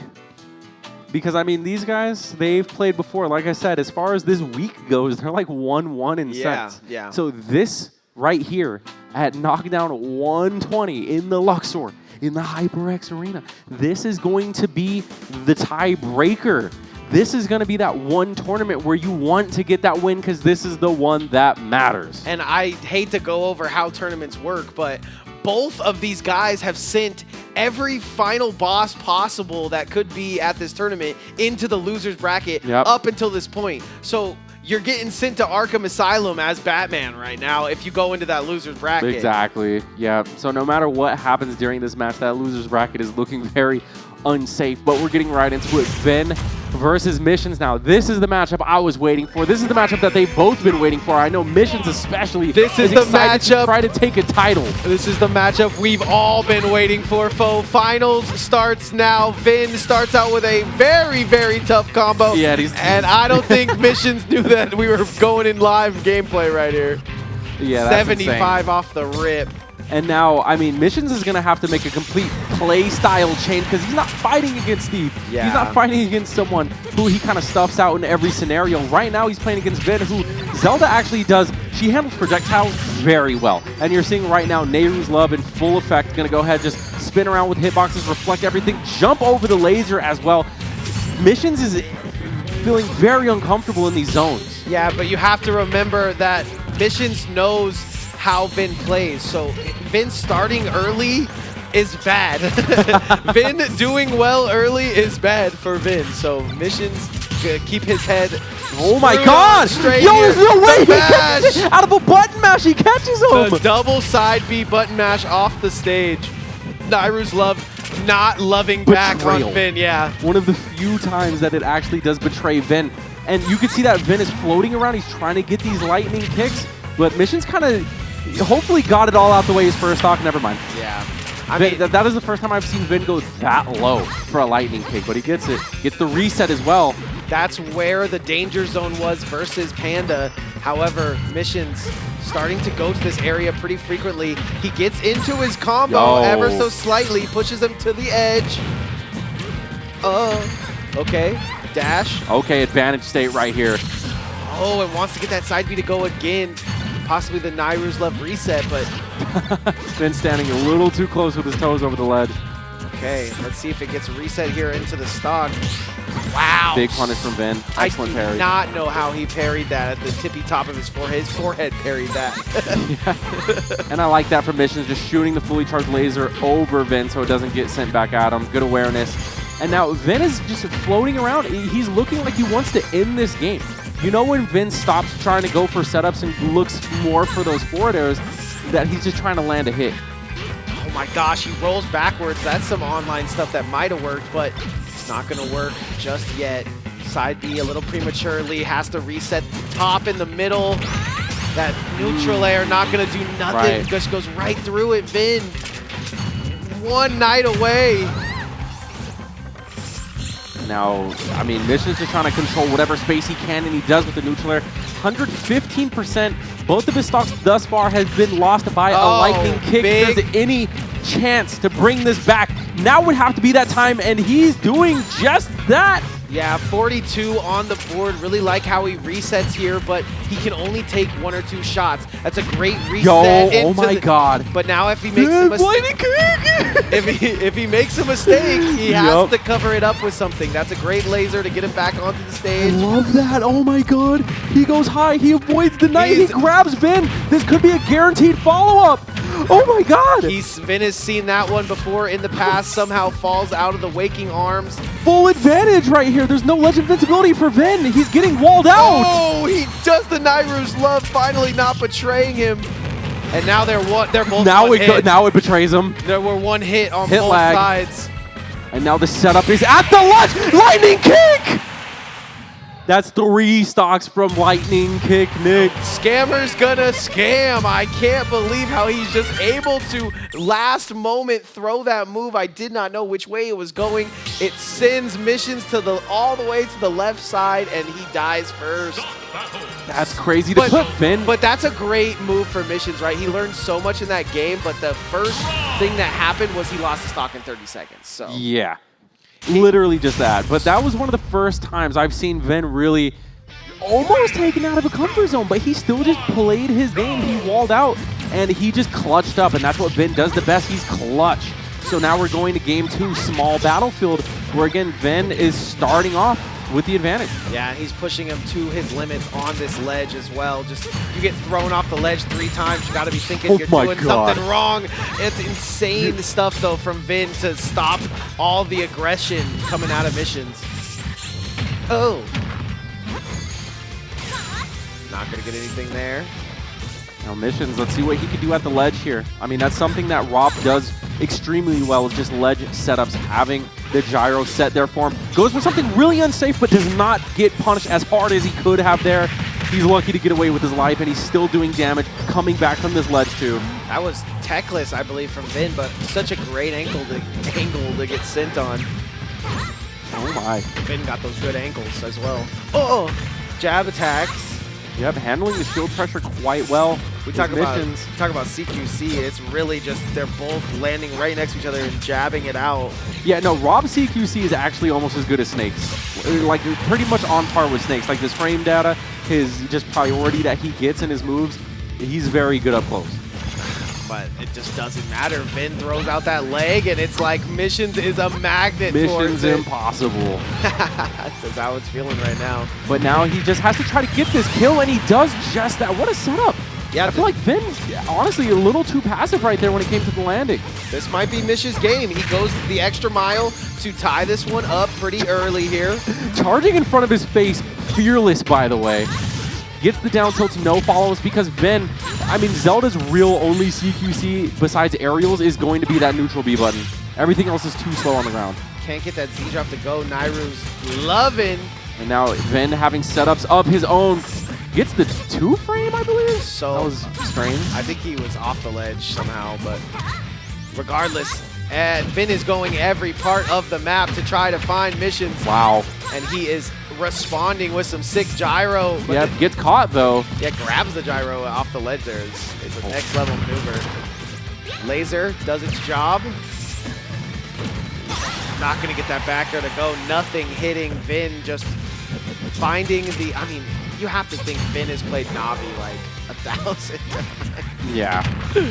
Great grab though. Oh, no punish though! It actually gets reversed by Missions because Vin just grabs the wrong way, so now we're all tied up. That's exactly what Missions wants. This one to be all tied up. Just has to lock in. Oh boy. Vin already been locked in since the go. I mean, this is how it's been looking pretty much the whole game. Is Vin just in the driver's seat, 0 to 70 unanswered. That's what I'm saying. You can't let Vin go 0 to 70 right here. And that oh boy. That up smash not gonna do it either. Back to the ledge we go. That and then the lightning kick. That's gonna do a flawless last stock from Vin right there. He's gonna be up 2-0 on the board right now, and this is gonna be winner's final. So I mean, like, the winner of this still does have a shot through the loser's bracket, but of course you want to be the one sitting pretty in grands after everything's said and done. Yeah, we've seen it go either way, though. We've seen the loser come back, but it's just more work you have to do coming from that loser's bracket. Winning 6 against an opponent that was hard to win 1 against isn't what you want to do. So hopefully Missions has some left in the tank. But you're 100% right. At the beginning of this match, he was just still fighting that Steve in his head. But you got to go up against Vin. And now we're going to PS2. So this stage is going to offer us a lot more space, which Missions is going to be pretty good at. I mean, he does have long range. He can definitely use this space to his advantage, but Vin, again, just being Zelda, he doesn't care. He has mid-range of his own. He has a reflector. This is all just stage preference right here. So far, Vin seems to be preferring the corner of it because that's where he's doing all of his damage. Oh my gosh, almost a great rebuttal there from Missions, but Vin just proving that he came to shut it down here today at HyperX Arena. Oh, yeah, right back in his face. That's what I'm talking about, the reflector, the Nehru's love from Vin. The gyro's already out, and we are doing some Wi-Fi moves here. Yeah, that does be happening to me on Wi-Fi. The buffer system. Back to the ledge, though. Gets a free reset into center stage, and how does he use it? He gets dash attack. There's no way. There's no way. How does he use his free? He just gets dash attacked into kick in the head and out of there. Almost a 3-stock to prove himself here. Woo! Okay. But Missions isn't gonna let it happen. One more possible stock here for Vin, and Missions has to turn up the tide of the game. He's doing just that, though. I mean, I would have liked to see this 2 stocks earlier, but you know, if there's any time to start, now would be it when you have your winner's bracket run on the line. Vin going for a cheeky reset. I respect it, but that shield is a Skittle. We got to get out of there. Yeah, but at the same time, it feels like Missions hasn't been shielding enough. Oh my God. So right now, to see him shield at the perfect time proves that he's not scared. Just playing smart. And I love moments like this where you see Missions really start to step on the gas and play with that confidence. But Vin, on the other hand, as well, knows when to press the issue. He's going in looking for these lightning kicks while Missions is charging gyro off stage. My gosh. I like how he's using up air to get back to stage 2, but he just doesn't want to find himself in that situation. Up air is going to kill, and 89 is just the right amount you need. Vin has done a great job up to this point at just weathering the storm of Missions. Yeah, this really isn't that bad, but we saw last game, Vin had a flawless last stock. So far, Missions starting off better than he did last time. Facts, and he's going to get his little aerial combo that he likes to go to early. Aerial, oh my God! There he goes. I was waiting for it. And Vin is going to take it 3-0. That is very similar to just getting Bowser bombed like 1,000 times. You know what I mean? Like just only getting Bowser bombed. He's just getting lightning kicked out of every single possible scenario. They're laughing it off right now, and I know Missions isn't too worried about going into that lower bracket. Seemed like he sent less killers down there, but Vin has some killers of his own that might have to go down there and get rid of them. Yeah, no, I'm sure Missions 100% respects it, and he was getting caught by things that were good on Vin's part. Yeah. Like, landing lightning kicks isn't, like, okay, it's Rob. He's a big body or whatnot.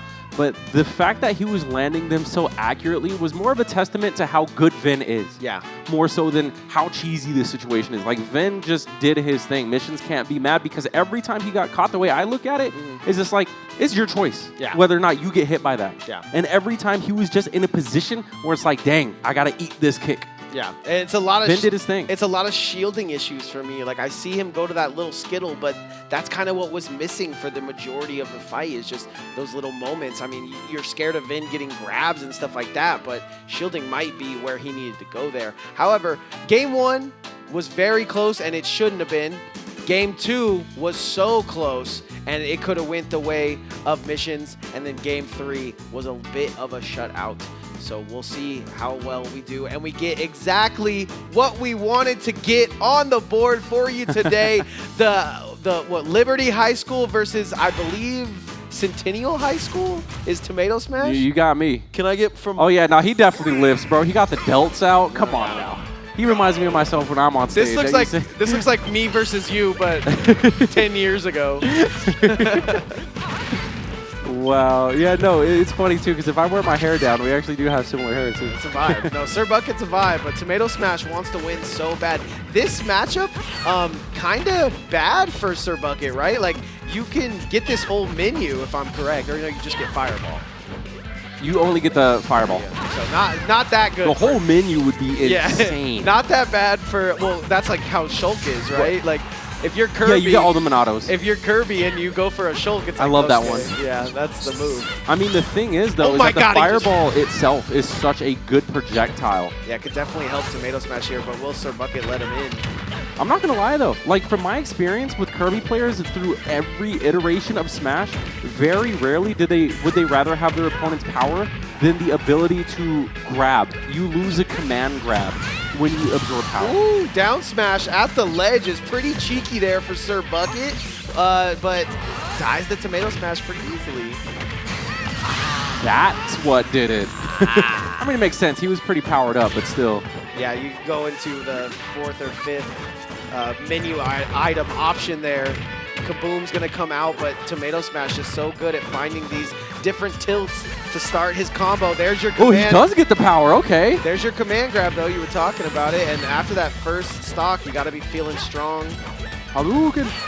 Give him, yeah. I mean, look at that headband. He's got to be feeling the same as he does in-game, out-of-game with his own headband on. He needs to not depend on it, though, because now he's throwing it out every opportunity he gets, and he's not doing the numbers he was before.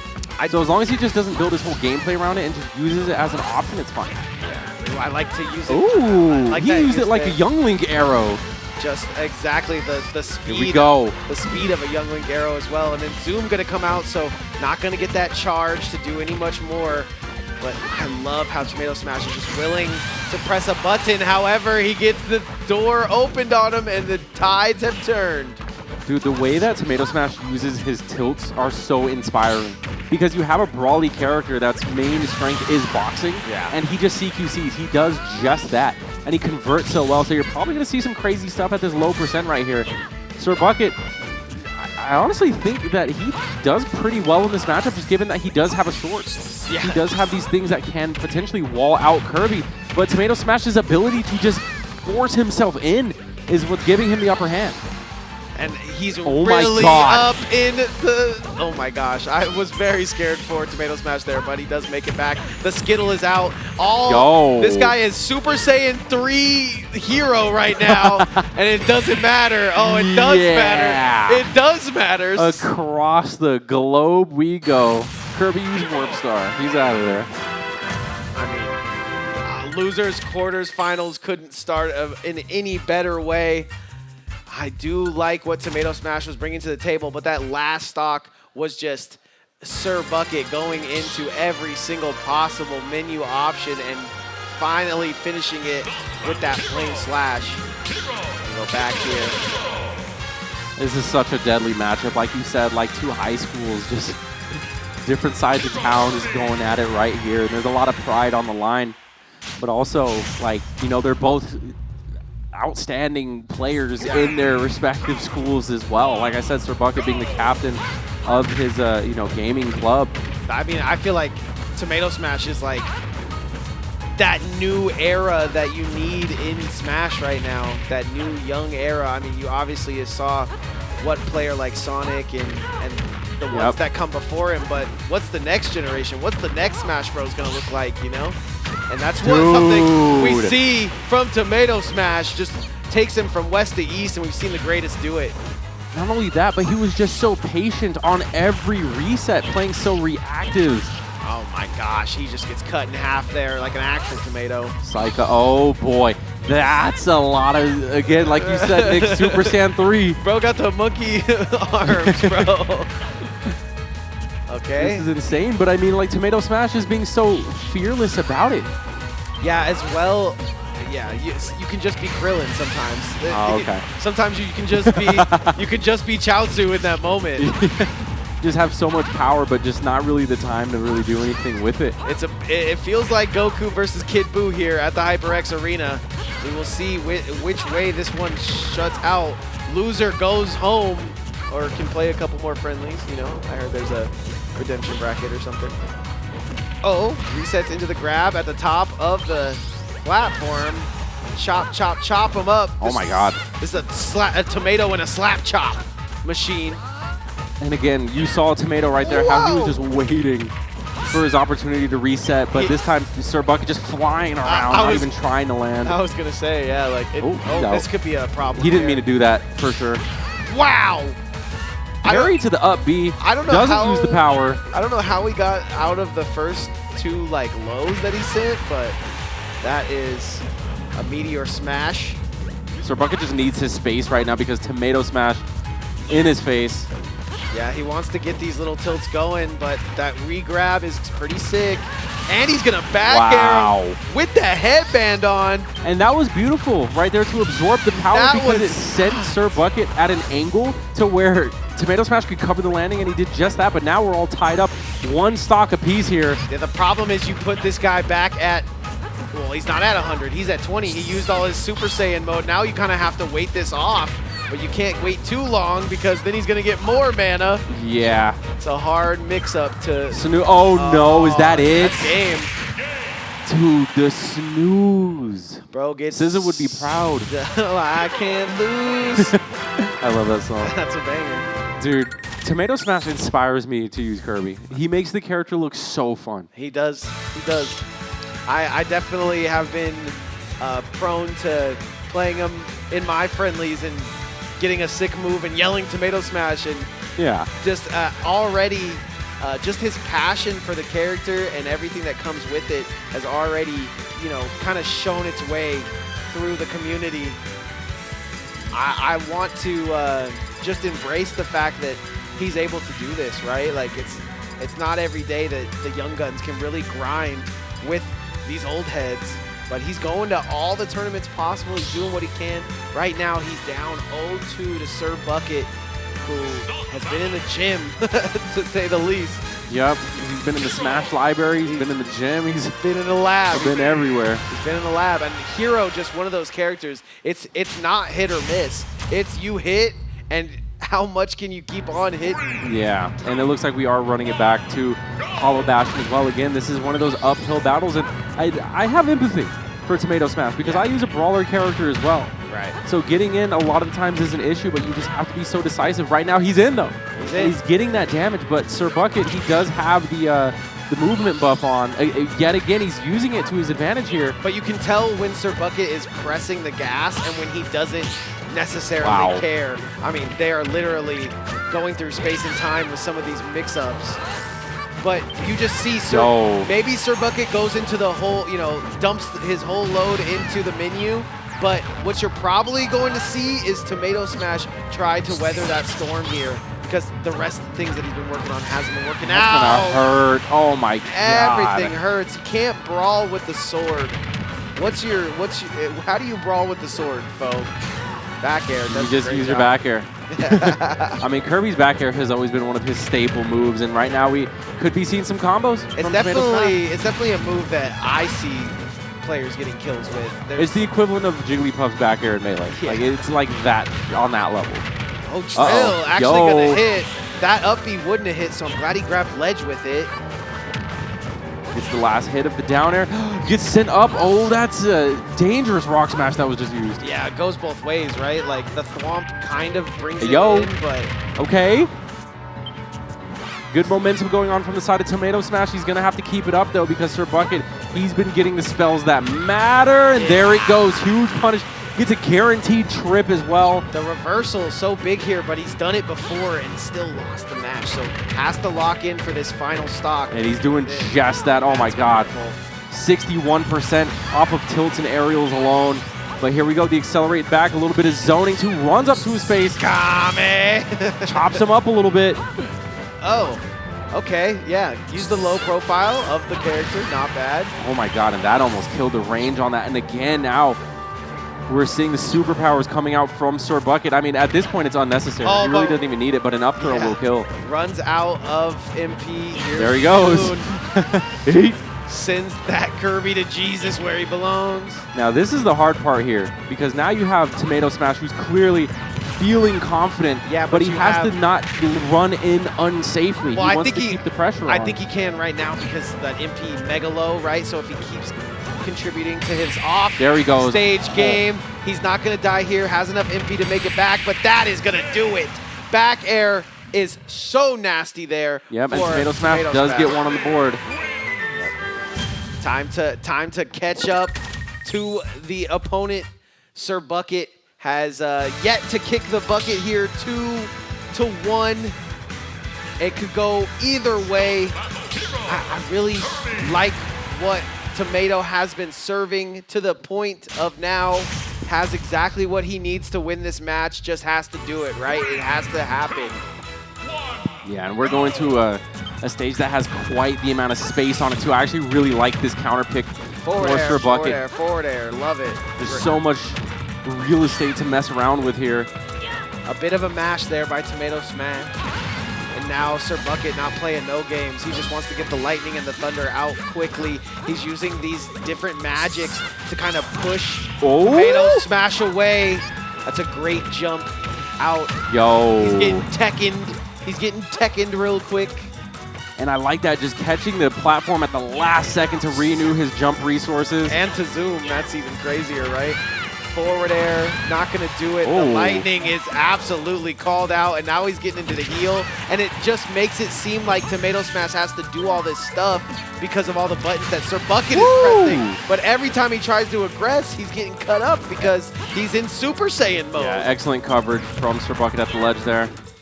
Looking pretty healthy on this stock too. Again, this is the downside of this matchup when you're Kirby. You're playing against you know, a hero who has so much space to just really reset in the corner and just start pressing his B-move. Double back air, though, is going to make it so Sir Bucket is pushed to his limit on the corner.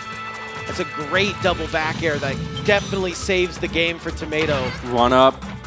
Doesn't get a follow-up off of it, but I mean, when you're that fast, why not? Wow. Fireball! That would have been a huge punish. That was fight fire with fire there. Yo! Hatchet man! That's not going to kill, but he just smash, smash, smash. Oh no, now we're using the melee attacks. Okay, is able to... So not the snoozes! What? That was just a lemony snickets combo, Nick. That is a series of unfortunate events. Oh my god. I'm pretty sure that's everything on the menu. I think he just ordered... He cycled through it all. I think he ordered everything on the menu and there. Tomato Smash was hungry because he was eating it. Yeah, I mean, that is so unfortunate for Tomato Smash. This game was so close to being even. That's a great spot dodge, though. Yeah, that's a great way to start making a comeback, though. Just being able to get in. But now things got so much more difficult with Accelerate on the board. Accelerate just makes it feel like you're not doing the right thing. It's so hard to control, though, that Sir Bucket might be out of space here. Wait. Back air strong. If he could take the stock right now. Zoom, no zoom, and he does. No zoom, no zoom. This is huge. All he needs is just a couple conversions to bring things back, and now he's Forward pressing air, him. Oh, wait, he takes his jump. He just won the game. Forward air. Forward air to take us to game 5. 3 in a row. You thought the 3 dunks from the Steve were cool earlier. Talk about an absolute stock deletion from the young gun. All because Sir Bucket ended up using his jump after one of the forward airs. He had no choice but to eat all of that. He ate it all the way off stage. He could eat tomatoes for breakfast. But guess who won the first 2 rounds of this match, Fo? It was Sir Bucket. It is coming down to game 5, and this starts a crazy chain of events through the entire tournament. So the winner of this is going to have to go up against... Not only that, but he stock deletion. I hope Tomato Smash didn't use all of his energy there. Yeah, I mean... Because, I mean, it's Sage Mode Tomato Smash, but Sage Mode energy doesn't last forever. He was definitely hyped up off that, but he's got to lock back in. He's still got one more round. That's a great start. Okay, Drill, yup. Drill into some platform stuff. Sir Bucket only saved by the platform for just a moment. Tomato Smash goes low, but the jabs come out for Sir Bucket. Oh, that shield. Great shielding, gets past the snooze. Get in my belly. Yeah, just wants to send him off the stage. Gets the back air. And does Accelerate make you lighter? It definitely sent him. It seems like it. Definitely sent him. Nice. Oh, and this is how you want to start. You have so much stage here to just combo. Roll into grab, but the up throw is going to net him just a boot. Accelerate. We go ahead and use the fireball to zone a little bit. And Tomato Smash actually stuffing him out. Bro, what color is that? It's a lot. Bro, it's all the colors. Heal is going to make it even harder. That's death. And you Oh my can't God. get back onto the ledge. Boom. You could see Tomato Smash really lock in when he lost first stock, and I don't know if he's got... That's a lock. That's not going to kill, though, is it? Oh, my God. Again, another stock immediately answered back, and even in the player cam, you can see Tomato Smash's reaction. He's like, what? Okay, but gotta finish the job if you're Tomato Smash. If you're Sir Bucket, you're fighting for your right.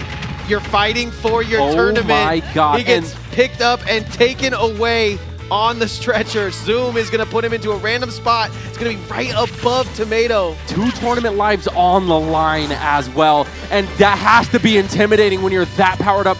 Beautiful tech from Sir Bucket, though. Huge, insane Oh my shield God. there from Tomato. Yo, And is that it? Oh my God! That is so close, but Tomato Smash makes the correct dodge. Now trying to pinpoint Yo. the position of Sir Bucket. Sir Bucket's feeling so much pressure right now. So many defensive options He knows being used. He knows he's just one sizzle clap. Bounce. Psych up. Psych up, bam, boom. Gets the back air as well. Again, these big hits. He's playing it patient. He's stuffing Tomato Smash out of the air. He has bounce as well, which doesn't really matter because Kirby doesn't have projectiles like that, but we can't be missing punishes this deep into the stock. Oh, he goes so low, though. Yo, that's it! Wait. That's it! Wait, that's not a projectile? No, that's his final cutter. That's just his up B. The projectile was sent on landing. He was hit in the air. Oh my gosh, you could just see Tomato Smash trying to slowly put together that win there, and that was such a close one. That was insane. You want to talk about pop-offs happening and big moments being presented on the stage. That's one of them right there. Tomato Smash coming back every single time. It looked like Sir Bucket was he just had to do this one little thing to close out this set so many times. But the resilience of Tomato Smash, You know why? is a legend in the making. It's because he's from the north side. Centennial High School takes down Liberty. I mean, that one could have went either way. Sir Bucket. It really could have. Sir Bucket starts off game 1, game 2, absolutely unstoppable. Looks Super Saiyan. It looked tough. Looks Super Saiyan-esque, but you could just see slowly Tomato Smash starting to wait out those punishes and pinpoint precision it takes him to get that one. I thought Final Cutter, when it comes out, is a projectile. Nope, that's a physical attack. Up until he lands and sends out the beam, that's the only projectile part of it. That's the part that I thought, but yeah, I No. like him using the ingenuity there. I think Sir Bucket thought he was safe on the edge, so close. And that is going to be our El Clasico to come. I for hope that's a future. rivalry That's- between those two. That Because, I mean, whether they like it or not, that's what it is. Yeah. Because Sir Bucket did not look too happy about that, so he's definitely going to want his revenge at some point. And on the other side, Tomato Smash needs to keep going, right? He can't just let all the momentum that Sir Bucket had going into that game just fly into the wayside. Exactly. We're going to have to see how that translates to the rest of the tournament. For right now, we're going to take a quick little break. We'll be right back with more Knockdown 120 right after this. Stay tuned. Stay locked.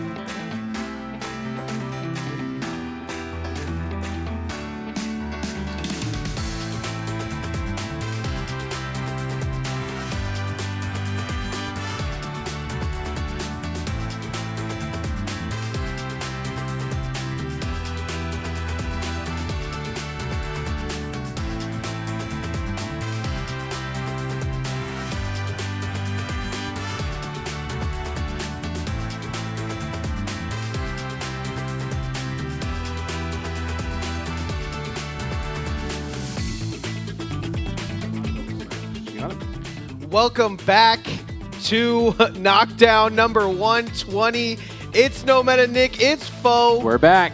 And I guess I'm Bugs Bunny, you buggin', and you're Daffy Duck. We out Yeah. here. We out here. Surprisingly repping the Halloween colors. I didn't even intend for that to be a thing, but you know, Halloween colors. I feel like Daffy Duck is, you know, he's worn some costumes in his day. He's a vibe.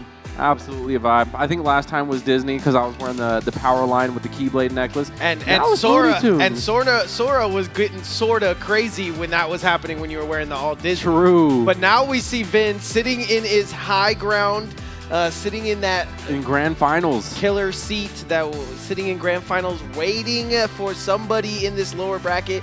We just saw what I want to say was probably the most pivotal moment. Yeah, that was the highlight of the night, in my opinion. In the Young Gun smash that we've seen in a minute. I mean, a game 5 with those two competitors. I feel like they've played before and they had to have, right? But it just seemed like so much was on the line there. And Tomato Smash comes out on top. Sir Bucket did an amazing job, though. Wins those first 2 games and pushes Tomato Smash to his limit. Exactly. But let's see if he's still got more in the tank. He has to, because the tournament's not over yet. That was just one obstacle that you have to overcome. But now I believe he's going to be fighting against Panda. Yeah. Who I think was Panda the one that sent him to losers. It was. Word from Tomato Smash himself, actually. So this is going to be the run back. How exciting. I think that we need to see a lot from Tomato Smash here. He's got a lot going through his veins right now. He's kind of pumped up on that last match, and he's got to do it again. He's got to get all the way to missions if he wants to end out this tournament the way, I mean, this could be big. Yeah. This could be the story of Tomato Smash tonight. We'll see. Again, he just has to keep that energy high because he just played against an intense match. Yeah. You know, Tomato Smash having a win over Sir Bucket, and then Panda just having a win over Menost. I mean, like, these are no easy matches now. Panda don't play games, man. He's going to try to get you into that death zone, that bottom left zone, and take advantage. That's a place that Tomato Smash has been before. He likes to hang out off stage, especially in that area. So we'll see if he can get his way. Like you said earlier, the person that sent him to losers now in the way. But there's not much more locked in you could be in this situation. So hopefully he turns this round peg into a square peg here, as we got Kirby Battle versus, of the shapes. Yeah, Kirby versus Steve. Geometry Dash. Yeah. Man, this is going to be quite a game. Characters locked in. Stage being selected. We're getting into it. Tomato Smash versus Panda. Kirby versus Steven. It looks like we're actually running it back to a big stage. I don't know what it is, but Tomato Smash does not have fear. I would have been banned on this stage being a Kirby and being his... Wait. Oh, okay. we almost saw it again. Here we go, though. Has to stay out of this zone, and that's a little low. I don't think he can come back from that. If he can. Dude, yeah. That is like 2 parts of what happened in the Sir Bucket match happening all at once. Tomato Smash is firing in all cylinders already, just starting things off here. Game 1. That's what you need, though. Oh, no. It's going to be another best of 5. So we're really putting Tomato Smash through the ringer just for losing to this Steve. If he doesn't lose to this Steve, his whole game plan and game tournament would have been different. But it doesn't matter. He's here. Yeah. He's here now, and he's in your zone. Panda, I feel like this is definitely an adjustment game so far because he really hasn't fought back too much in the way that we know he can. So right now he's just trying to slow it down, find his landing, and he certainly does on top of the Kirby, actually. Lost his stock pretty early, but now is starting to fight back. 68% to 125. That's a great early stock from Tomato Smash. But he doesn't want to lose one here. He wants to go up 2. What's the mix-up? God. Send him to the wayside. East side from west side. And the fact that Tomato Smash is keeping on the pressure, like he just doesn't have any chill in him. He's chasing him on stage, he's chasing him off stage, and right now he's up 2 stocks in game 1. That's how you want to start your set. Just have that first game under your belt. It's a huge confidence bringer, but Panda does get one on the board. Yeah, answers back with one of his own, but Tomato Smash just looks dialed in. Even those little tricky hits of Steves that look so hard to get out frame 1 are being met by Tomato Smash. However, Yep, and that's what I'm talking about. That's what I was waiting. I was waiting for Panda to come online, and we're seeing just that. It's not over till it's over. Drill does hurt him there, but doesn't necessarily take him out of his rhythm. Nice. He has no low. tools. He didn't have a tool.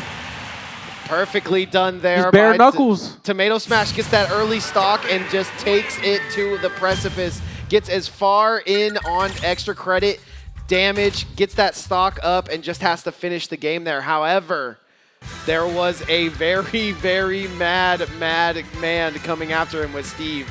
And I believe Tomato Smash's mom also hyping him up too, so you love to see it. Got to. Lots of support coming up from the fam. What I wouldn't do to just have moms just screaming for me, I think it would help us a lot. You know, it's really nice to see other people in the chat, and having Tomato Smash's mom here is great for his confidence. Oh yeah, and again, like even though that Tomato Smash won that game, Panda's still in really good spirits, and honestly was bringing things back as well. So I'm expecting a different outcome this game. I don't feel like we're going to see as much of a dominant force from Tomato Smash. Yeah, Panda looks like he could really be, you know, making those adaptations now. Yeah, Panda definitely gave him that first stock, and he ran with it. But now, if he's not giving him that first stock, what is that opening scuffle? What's that opening scuffle gonna look like? Yeah, he's schmooving right now, and he's also stuffing out Tomato Smash's entries, which is one thing that Tomato actually struggles with that I noticed is if you could stop him from entering, he just kind of freezes up a little bit. Yeah, bro's got that toe locked, though, just right at the perfect spacing to make it so scary for Panda just moving. Oh my god. Panda carefully trying to land, but I like how he's actually outspacing Tomato Smash now. To an extent, Tomato Smash still going to take the first stock. Gets grabbed. Uh-oh. Yeah, that one hurts because it sends him all the way off this left side. He's got to use a couple extra jumps, but he does it. It still wasn't enough after he ran through the gauntlet. He's just building above him as Tomato Smash is just trying to recover. Every time he jumps, he just had another thing above him. But great combo starter from Tomato Smash into the drill. Wow. Doing whatever he wants right now in the combo zone. Dude. And these tilts from Tomato Smash, he don't keeping so much pressure off this ledge and the final cutter. Oh, he didn't have any kind of blocks or anything to work with, but what he did have was jumps. Oh my god. Tomato Smash just barely getting through the top. Panda trying to build at the ledge too. These guys have setups for days at the ledge. That was 100% Tomato Smash dead, and he turned it into ketchup. Now is in the lead, and now just has to put on that extra credit that we've seen in the past. One stock up. Oh, this is how you want to start this stock if you're Tomato Smash. Yeah, He's getting that quick 34%. Good openers, but he gets stuffed out. And that's what I was talking about earlier. Panda catching on to those approaches. Yeah, he tried to do that one a little bit too many times. Tries to run away from that full health Kirby. Might not be the option here. Tomato Smash getting into his bread and butter with that throw. You want to talk about a run-back comeback. Man, this is different. This could be it. How did he lose? Like, it's got you thinking, how did he lose this match in the first place? But that back air going to seal it. Dude. 2 up. Oh my god. Sir Bucket awakening the Super Saiyan Gohan of Tomato Smash. I mean, enough tomatoes under pressure does create ketchup. He's catching up all right. Jeez, and now we're going to go ahead and take that lap. We're going to try to figure things out. You know, you're in your tournament game here down 2-0 against Tomato Smash, who has been on the constant come up. It seems like no matter the hill, he just never doesn't have the energy to climb. You know what, though? This is what I am missing from certain players, though, like you were talking about earlier. The quick run it back, the not even switching stage. Looks like this Steve is thinking about it just a little bit harder, and Tomato Smash moving off of momentum. I mean, these 2 last games have gone into Smash. So much momentum. He's found himself 1 game away from fighting for grand finals. Or I guess another whole set away, but it's close. Hold on, is this real? I don't think so. Is this legit? Are we locked in? I don't think so. I don't know. We don't know yet because Tomato Smash, okay, he picked his character. Yeah, no, we're not locked into the Daisy yet, but Oh my gosh. hold on. So a Peach or Daisy player that is cosplaying as Peach. That has just been cosplaying as Steve this whole tournament. Now bringing it out in game 3. A possible turnaround. That ain't JoJo. Yeah, that ain't JoJo. Oh, no. Uses the jump, and already Tomato Smash off to such a dominant lead. First stock taken in 10 seconds. Yeah, when you switch characters, the first thing you're thinking is like, I'm not going to jump off the edge and die. My goodness. Yeah. So much momentum. So many multi-hits. You know, when you get hit after hit, it feels bad being on the receiving end of it. You're just like, man, what do I do? Yeah, you're just struggling, and you can see him switching over to Daisy. Wait, he saved him! Insane tech. I guess that's a save. That's... Kind of. Yeah, that was a great tech is what it really was. But Panda just gave him a life to destroy it. Just too far gone right now. And this is the type of... What is happening in the HyperX arena right now? Okay, that was almost a situation that I was gonna have to go down there. It just goes to show you that time is what you need. If you would have started that game 6 minutes earlier, yeah, then that bomb wouldn't have came out. Oh, big smack there. Yep, excellent spacing from Panda. He's just floating in the mid-range. I like it, but I mean, like, Tomato Smash is covering those landings so well. Also, there's no jump yet again. He has to get back on from the ledge. Oh, he's going to get back to center stage, but the turnip is going to turn it up a notch. Back air, not going to get through. Drill. Do it now, Gohan! Yo, hold on. We are fired up right now. Oh, do it now, Gohan! He did it now, Gohan. Perfectly done. Wow. Tomato Smash taking out the demon that sent him to the loser's bracket in the first place. And now we got the big 3 who are left in the tournament. We have Ven, Missions, and now Tomato Smash solidifying himself as the last 3 competitors in Knockdown 120. I'd hate to say this, but you guys make me watch a lot of Smash. Tomato Smash has done this in the past. He's won this particular matchup. However, both of them are kind of knocking on the door of Vin, right? Tomato Smash has never been able to knock on a Grand Finals door. We see him here today, ready to do so. Missions set out his tournament debut today to try to get past Vin, had beaten Vin in the past. Both of these players are working towards something, and Vin is sitting pretty. He might be kick-legged up, playing blackjack for all we know. I couldn't have said it better myself. That's exactly what we're seeing today. History potentially in the making, and either way the story goes, I think we're going to have a good ending. Yeah. Because, I mean, Missions on the come up, if he ends up winning the whole thing, Missions gets his first knockdown. If Tomato Smash does it, you know, he's like one of those street brawlers who, you know, made the come up. Someone who's relatively new, super young, gets his first knockdown.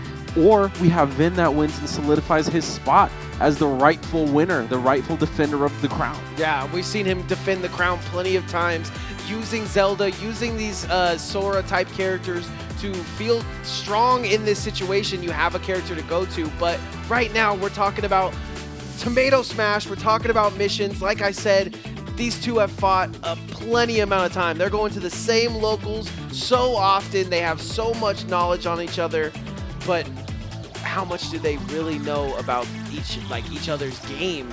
We'll have to see. Going into this one, I would say Tomato Smash is insanely hot. This is a fire-grilled tomato salsa. Tomato Smash has been on fire, as you said. HyperX Arena, can we make some noise for this matchup that we're about to bear witness to? Yeah, because Rob is about to try his heart out here against Tomato Smash, and Tomato Smash literally looks like a heart out there. Yeah, and this is Battle of the Brawlers, dude, I'm telling you.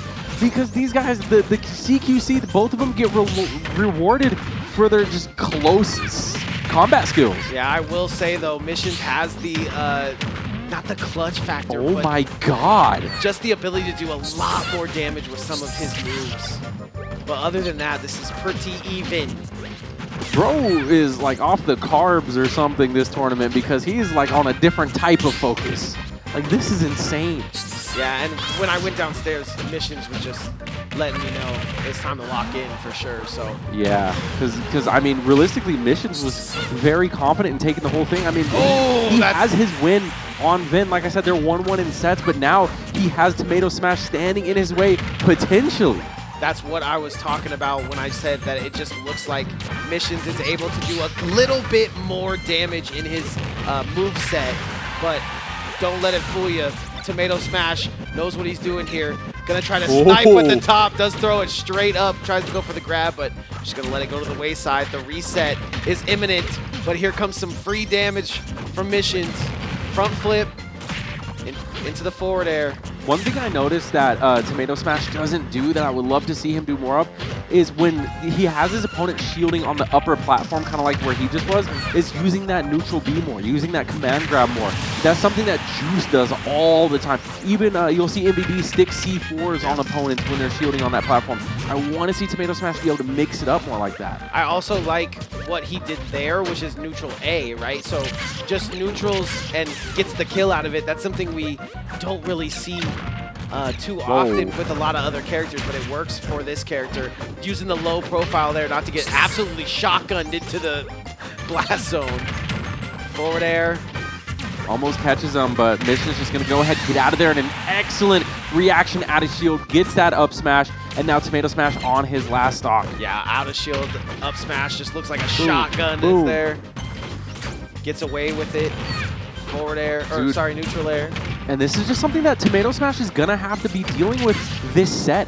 He just has to deal with the massive lingering hitboxes of Rob. Yeah, but on the other side, it does seem like Missions is one to get into a couple like grabs. What attack. Final cutter to the neutral air, the follow-ups, very Sonics-esque. I agree. I 100% agree. Missions has got it. Got the task in front of him. Is it going to be mission complete or mission incomplete? We'll have to see. Nice grab, I was saying. Just goes for it. How he pulls the trigger on it, gets the strong move. He's struggling with those grabs because of the low profile and the movement of Tomato Smash, but right there just sends him to the blast zone. Straight up. What a first game. And I really don't even think that this is the final form of Tomato Smash that we're seeing either, because I feel like that's one of those like adaptation games, because you're playing against a play style that's so unique, so different. Rob just has different options. But just look at that second stock to prove your point. Like, he's just doing next level things off the side of the edge. We don't usually see him go. Yeah, but if Tomato Smash is going to win this, it's because that he thought outside of the box. Outside of the blob. Oh. And under the platform, apparently, gets the nice parry. He was looking for that a lot.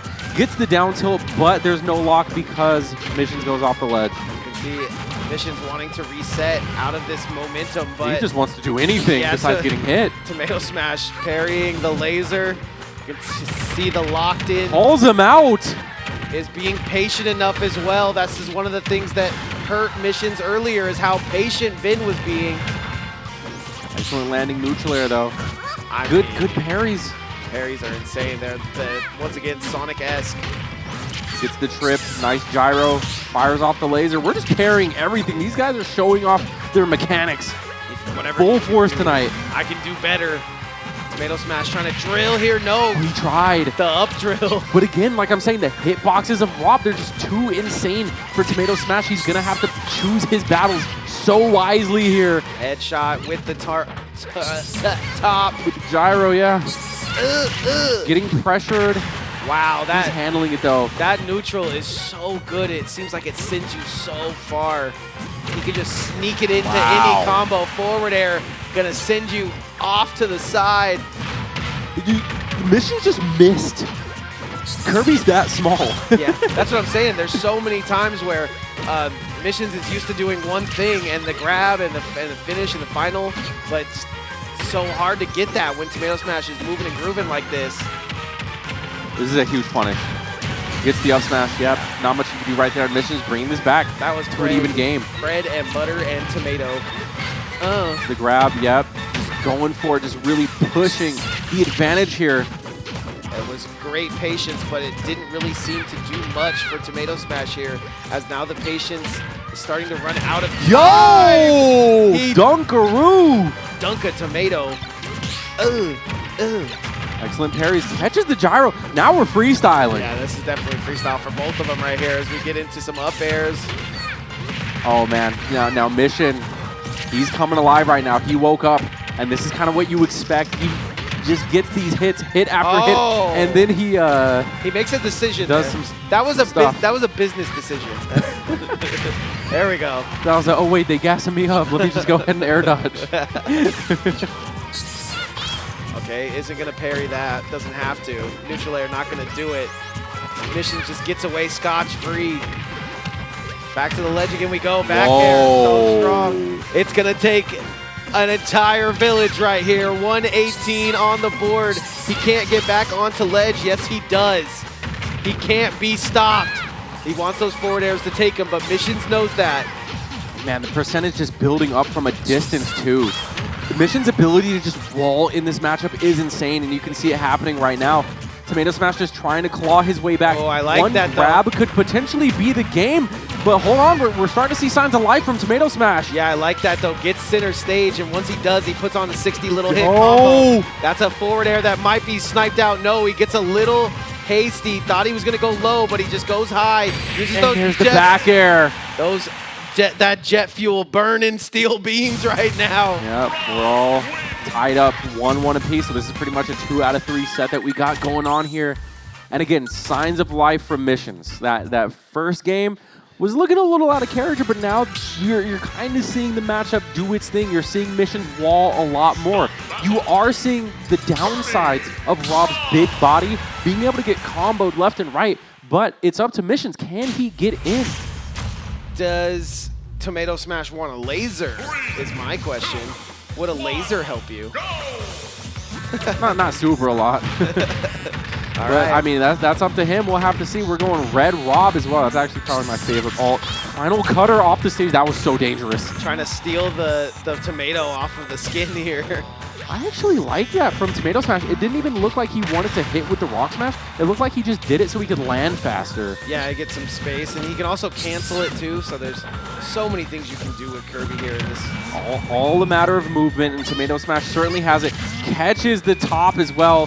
So much pressure coming off the stage. Yeah, it's a great reset by Missions, though. Missions is trying to fight back. He's just trying to find a landing, but he's getting parried.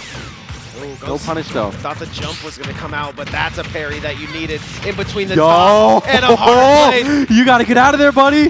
Yeah, no, so close to putting on way more damage than you would want to there, and now you are just one possible move away from a stock here, but Tomato Smash gonna back air his way to victory right there. Yeah. Oh boy, Roto Arms coming in. A little low here for either of them. Yeah, I mean, Tomato Smash does have the tools to kind of go off stage. He has the jumps and resources, but Missions has those hitboxes that was so well placed. That hurts. That hurts if you're a Tomato Smash fan. He does not need to get smashed. Uh-oh, that could be the stock. Short blast zones of Town and City rearing its face. That could be the game right here. 3-0 finale. But Tomato Smash has to be proud of himself with how this tournament went, and still might have a little bit in not the over tank yet. for us. Down throws him into the ground pound. Not going to get that tilt to go, but still playing patient. Not out just yet. Hold the phone. Tomato Smash. Wait, I just realized, I thought it was 1-1. Nah, it's 2-0. It feels so close, like it's one of those kind of sets. Well, yeah, Mish definitely stole that first game, like you were saying. Oh, that's an insane Oh, parry, though. hold on. Back air, though. What's the finisher? He does not Yo! drill into game ender. Yo! Back air sneaks it in just the last second, like a late flip. What's the landing? What a parry to the down smash, and that is how you punish a Rob landing. Oh my gosh, like a reverse helicopter. And that is definitely a stunner to the arena. Insanity. Finn has more time to warm up, however, so that might be bad. But What is Vin doing right now? Is he playing? Or is he just big chilling? I hope he's big chilling somewhere on a big chair. In his Game of Thrones style. This set chair. is absolutely delivering. This is exactly what I wanted. This whole knockdown is low-key delivered. Oh yeah, I hope we can get a game 5 between these two. We are running it to Town and City. I don't know what it is. but Tomato Smash loves this stage. I don't know. Is it just like a personal thing? Well, Because I don't imagine this would be good for him. You saw how good he is at getting those forward airs, right? So if he can get those forward airs out and about like he did earlier, that could be a reason you want those blast zones a little tucked in. But yeah, I mean, and that backfired severely against him. Yeah. On his second stock, it got deleted. It was pretty much a 0 to death for missions, but somehow Tomato Smash brought it back. Like, there's so many things that just aren't adding up to me, but Tomato Smash is making it work. Yeah, Tomato Smash in the moment, trying to work on his best placement. That's a scary place to be because you have Gyro on the ledge, and then Mission's just no stranger to covering that option, taking the first stock, doing some good damage here. Yeah, ready to go fight Vin. He knows he's gonna have a lot more on his plate come the victory here. But Tomato Smash not giving up. He's going low. He's biting. He's like, I got down tilts too. He's biting at ankles right now. Oh my gosh! Just low profiles, gets up smash. How do you low profile a down angled laser? Wait, hold on. That might have been an SD. Yeah, he's not able to make that back. And so far, Missions with everything going in his favor. Yeah, but we've seen crazier things happen. Tomato Smash was on an absolute tear, but now has met the wall of Missions, just playing smart and playing risk-reward heavy. That's an insane use of pop there. And that's not going to get the... That's going to do it. And Missions really firing on all cylinders where it matters. You can see that a lot of that set was Tomato Smash trying to punish the landings by parrying the Nair. He actually won his comeback game from that exact thing. Yeah. But at that point, Missions was just mixing up his landings and his timing so well that Tomato Smash was actually getting hit by the neutral. Yeah, getting hit by a Rob neutral, that's like his combo starter. A bit so of it's a like, high risk, high reward to do so, and it pays out for Missions. It just seems like a bit of like Missions knows exactly what he's doing, so it's kind of pressuring him to look for that because that's how he won this previous game. But right here, you're looking at Missions versus Vin for our grand finals, something we probably knew we'd see, but can't tell you how fun it was to watch and get there. How close it was, really. Tomato Smash tournaments. Having that run. You can't be mad at top 3. Does Sir Bucket do just a little bit better versus Missions and have him go into the next game? We will never know. So right now, getting Vin versus Missions, exactly what we thought we'd see. I'm pretty sure that's Tomato Smash's best placing at a large event scale as this. So 3rd place. Like I said, top 3, that's nothing to be upset about. He played his heart out, and I'm pretty sure he made quite a few fans today too. So congratulations to Tomato Smash. Everybody loves that Kirby. 3rd place. Hard to not make fans when you're shutting it down that well on Kirby. Absolutely. Now, up next, we do have Ven coming from Grand Finals versus Missions, the raw player you know and love. We just got done watching him. This is going to be Grants. Yeah. So Missions, in order to win this whole thing, he's going to have to win 6 games. He's going to have to win 2 sets in order to beat Ven in this tiebreaker. What would you say can get you out of these lightning kicks that have just been winning game winners? Movement and awareness. That's literally it. I mean, Rob is a big body, so he is more susceptible to getting hit by sweet spots and such, but I feel like Missions knows when it's coming. It's not like it's a surprise. You know when you're at fault. You know when you're about to get punished. Yeah. Does he have the movement? Does he have the defense to handle it, though? Ven is going to be coming at his throat. He's going to be playing extremely fast. I mean, you saw Ven is bringing energy, Venergy, the levels of energy that we don't see too often. He's just trying to close this one out. We're seeing starter Venergy too. Let's see if he That's what I'm saying. He's playing so fast. Let's see if he gets into it early as he did these last couple games. Oh, starts off though. It might be a little cold, and Missions might heat him up here. Oh my gosh. I mean, Vin just plays so different than any other player of Smash that I've ever seen. He's willing to take these big hits to 67 just to set up something like a lightning kick, like a Nairu's Love. Uh-oh, that should be a big punish. Gets him off the ledge, but still finds the ledge once again. Nice snipe. Excellent sniping. And that's not gonna hit. Dude, just like that gets reversed. See, Missions, I think, was better off just resetting to the other side and not even challenging it. Because at that point, you have to weigh out your options. Vin had way less to lose going for a suicide down air than Missions did just trying to recover. You know what I mean? So Absolutely. at that point, you got to weigh it out. Yeah, I mean, he's obviously kicking himself now, but if he could go back, I still think he makes a very similar decision. So puts him into the ground. It's like almost a 50-50 that ended with all his hard work being pushed to the wayside. They're perfectly even now. Yeah, and now they're literally perfectly even. Dash attack is going to put Vin in the driver's seat of this situation for now. Back to the ledge. We're stalling. We're just waiting out Knight. Man. Speaking of waiting, Vin just covers the landing with the forward smash. Now he has all the time to set up, gets the up smash, gets right underneath the neutral air as well. That's what I'm talking about. Movement, positioning, things like this make such a big difference. Yeah, and you can see Missions is doing a great job of moving, but he's moving right into Vin's zone. He needs to find different ways to get these snipes and make a little bit more do of this ledge situation. That's a great He start. tries. That's a great start.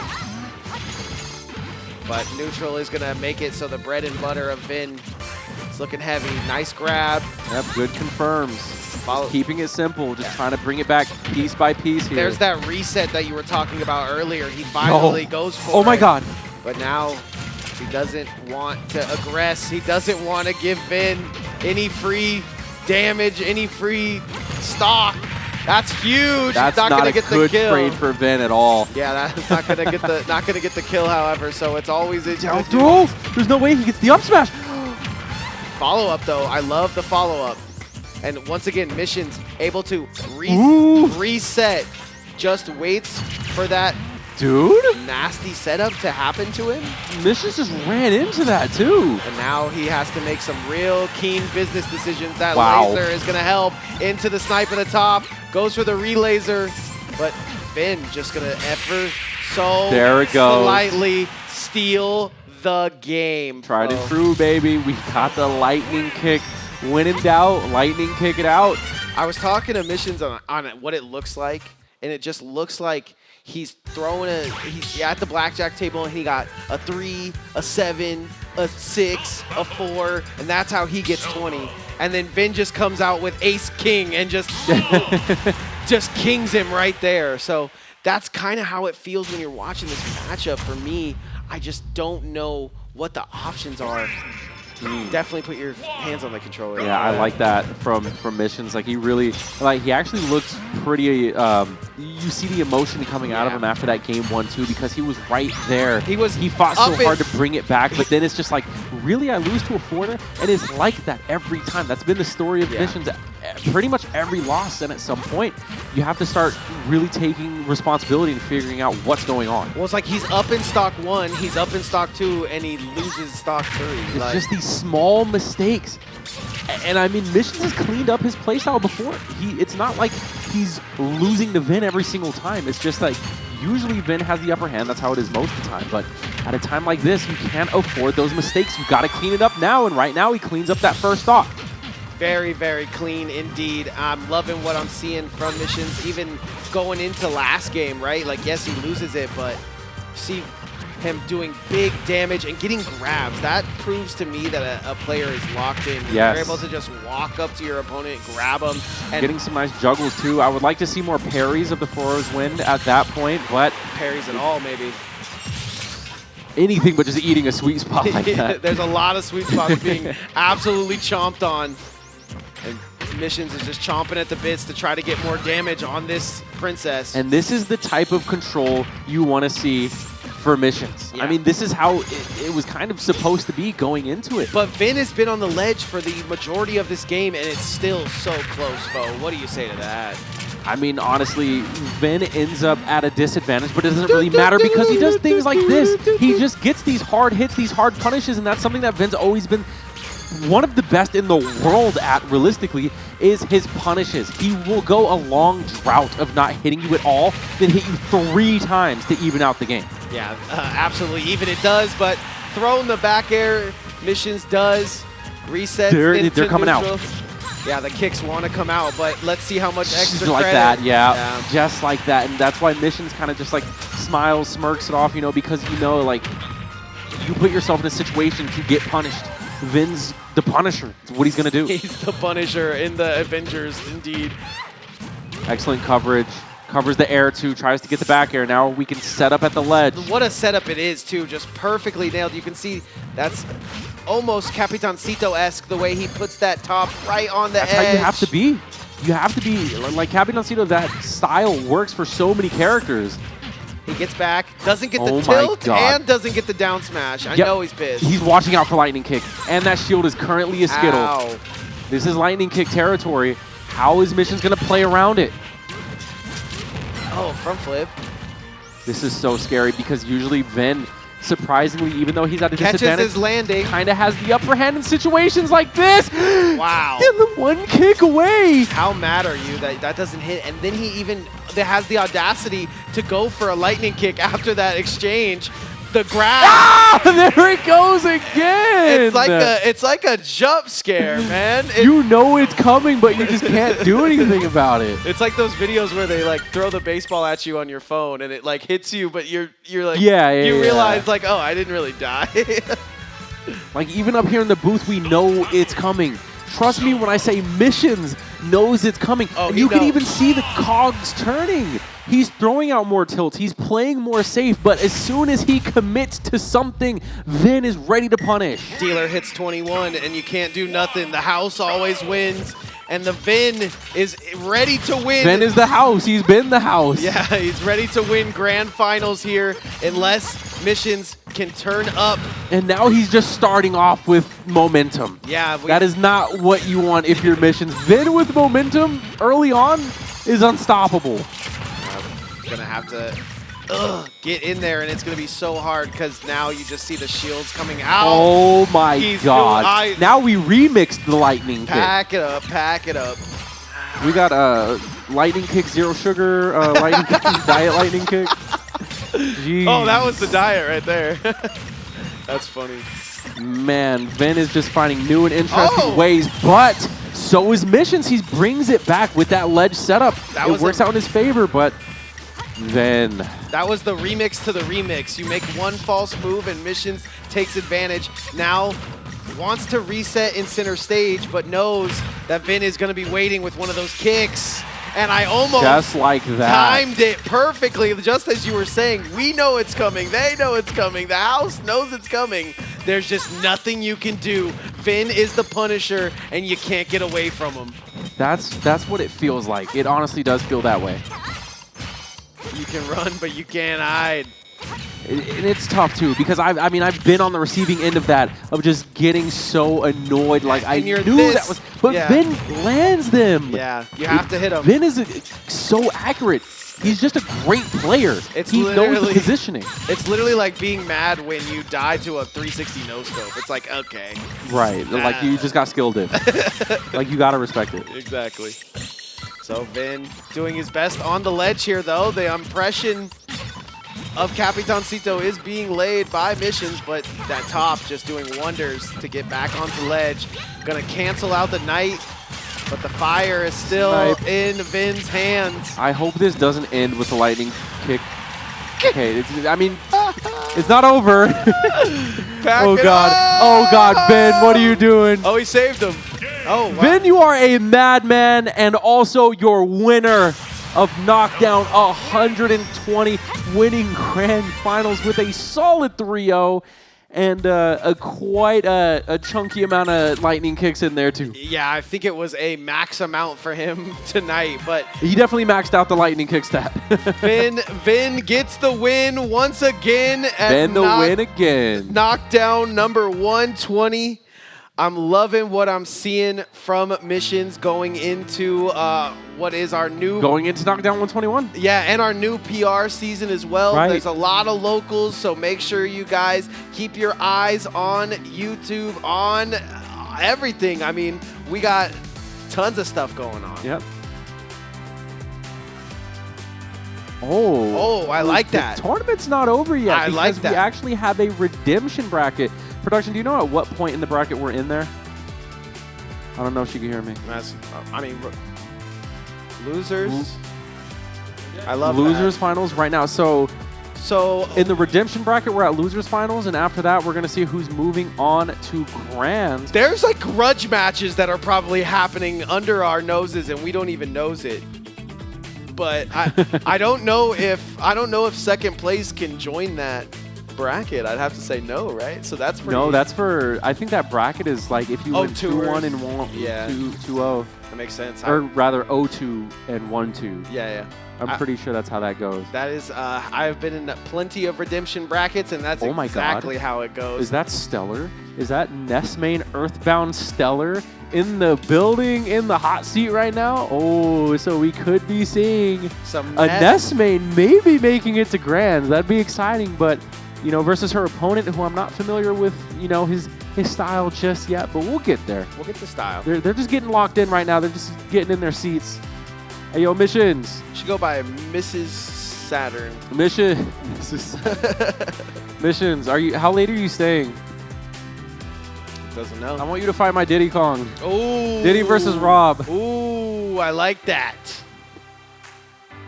Who?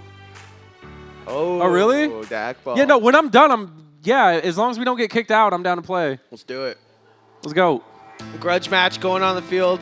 Foe finally giving us the people what do they want. Yo, my Diddy is way too fun, but he said that Dakpo plays Game & Watch against him now, so I guess he's pretty good at the Diddy matchup, I'd assume. He looked pretty good today. Unfortunate we're not going to be seeing him in this later bracket, but we got a bunch of other players that want their shine. I gotta give it up to them. Yeah.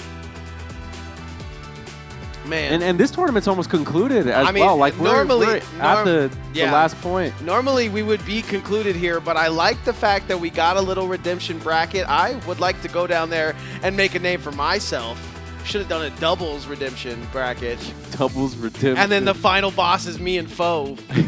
We could have shut that one down. Oh, I like that shirt. Yeah. Crash Bandicoot. That's like OG Crash. That's like PS1 Crash. Oh, God. Crash Team Racing kind of Crash. I think that might be is that a Crash Team Racing t-shirt? No, I think that's just a Crash Bandicoot shirt, but nonetheless. A Terry! Stellar representing the Saturn shirt, Ness's Lavender Worldwide Town versus EJ6. I've seen EJ6 actually. Never mind. This is a name that I am familiar with. I haven't seen him in quite some time. But he's bringing that Terry. Lavender Town girls! Lavender Town girl! Let's go. But yeah, this matchup, Stellar's going to have to be careful because, you know, speaking from the experience of a Ness player, if you're getting jabbed in this matchup, oh my God! Perfect circle on main stage. You couldn't ask for a better anything. Now she's just showing off. She's like, wait, Foe's watching. I gotta, nah, that goes. gotta hit these mind games real quick. I don't know. I mean, I guess Terry's Shoto, right? But man, no, Shoto specifically the fighting style that Ryu and can have, but he is a FGC. Oh my God, he's going for the downer. No, I was saying though, because EJ6, he's gonna get rewarded a lot from close combat, a ton from just throwing out safe jabs, down tilts, really just playing the footsie game. Whereas Stellar, as you can see, that she's just running back and forth, she's just spacing it out, looking for the punishes. It's very similar to how Ven plays. Yeah, she's also upright. Oh, wrong way on the thunder though. Felt. I know a lot of girls that don't know their left from right. No, I'm just kidding. Unfortunately, Ness mains, we do have to draw those circles, and not all of us are artists. That perfect circle she drew in center stage. Which is ironic because Stellar's actually a great artist. True. She actually draws and posts on X like all the time. Facts. She likes to draw Ness in Air Forces skateboarding. I always thought that was an interesting decision because skating in Air Forces is terrifying. Yeah, it's so true. But I digress. But still, I mean, still swaggy as all hell. PK Flash. Haven't seen that move in a while. Oh, there's the jab. EJ6 just putting on the shield pressure, covering the ledge with the tilts as well, causing Stellar a bit of panic. He's going to have to keep her cool. Oh, dash attack's so bad in that situation. Down tilt grab? That's new. Back to the ledge for free. I want to see the grab. Oh my God! Yeah. So much shield pressure. You're just screaming for a back air there, but not going to get it. The drill straight up in center stage. I like that. Yeah, that's good reversal. Good up smash as well. Now we're at back throw territory, but Go is online. Never mind. Never mind. PK Flash is going to delete that stock. Flash better to Go. I like it. Deletes the stock, deletes the Go, deletes the possible chance. I like that. Of I like that. Here. It's like watching myself play. All right, now we're last stock apiece. Almost tied up in percents too, but we got the PK Fires coming out. Yeah. You love to see that. Just PK Thunder as well. This is what Nest players need to start doing, bro. Throw your opponent away, throw out a PK Thunder, 3%. It's a money-making machine. Look at that, it prints money. Oh. Look at that. Look at that, it's beautiful. It's a thing of art. This one, that is an artist, ladies and gentlemen. That's artistic. This one trick helped me, and it can help you too. Right. Gonna go and pick some stages here. Not bad. What? Bruh. This is grands of the O2 bracket. I'm loving it. Just shows you how good the opponents were, even in the O2 zone, even in the 1-2 zone. Nah, man. Stellar did her thing. She cooked and waited to the last minute to really do that optimal, in my opinion, optimal edge guarding where you're using your special moves as Ness. I didn't see a whole lot of PK Fires, but at the end there, when it mattered, the Thunders and Flashes were just there to anti-air and chase down. So now, fire EJ6, for fire. This is just 2 out of 3 as well. So EJ6, he's going to have to start landing these combos. He's going to have to start landing these jabs and put on the pressure. Oh, no. Not again. It's not going to kill, but that's certainly sending a message. Stellar here to juggle. Yeah, she's been practicing her circus act because right now she's just not stopping. Oh, back air not going to hit, but the forward throw is going to grabs to the Thunder. That's what I'm talking about. Oh, you know she wanted the twist to turn that one back up in. But right now we got a possible Go maneuver. Power Geyser, it's doing his thing. Forfeits a bit of stage control. He's going to pay the price for it. Stellar's going to take the first stock. And I like how Stellar kind of lets off the gas, just kind of goes into the bread and butter of it all when she's already up in the, I don't got to show you anything crazy. Right. I'm already in the lead. It's kind of like up a stock, the vibes, but it's, it's almost swaggier. Yeah. That could have been something. Yeah, I think Foe would have brought out the bat there and got that stock. That was definitely either a down tilt PK Fire down air or a down tilt magnet forward smash. There's just so much optimization. Yeah. Ness's punish out of jab lock is not fair. Makes a business decision and resets early. Yep. Ooh, dodged the PK Fire. Good shield pressure, crack, shoot. Back air, not going to hit there. Reset, dash attack, not going to do it, but looks like a Shoto the way he's punching the wrong way into the right way. And that's the thing is that EJ6, like he's starting to catch on to Stellar playing a little unsafe, a little too up close. My feet. Go is online as well, so this could be an absolute game changer. One more Go deleter, or will we see the Go? There it is, Buster Wolf. Big percent coming out, Power Geyser as well. What is the option? Stellar's just stuck on this platform, and EJ6 is just like a shark in the water waiting for his opportunity. Great shielding. To strike. Shielding into the back air was a strong option there, but only going to reset them to center stage. Power dunk, and that's going to kill. That is not what Stellar wanted there. Absolutely. Just going to pressure once again. That should be a punish. Damn. He scrapes by. He actually crosses up the shield. One mistake here, one mistake there. It has EJ6 in the driver's seat. Nice neutral. With the down smash. Yo, yo, yo, gabba, gabba.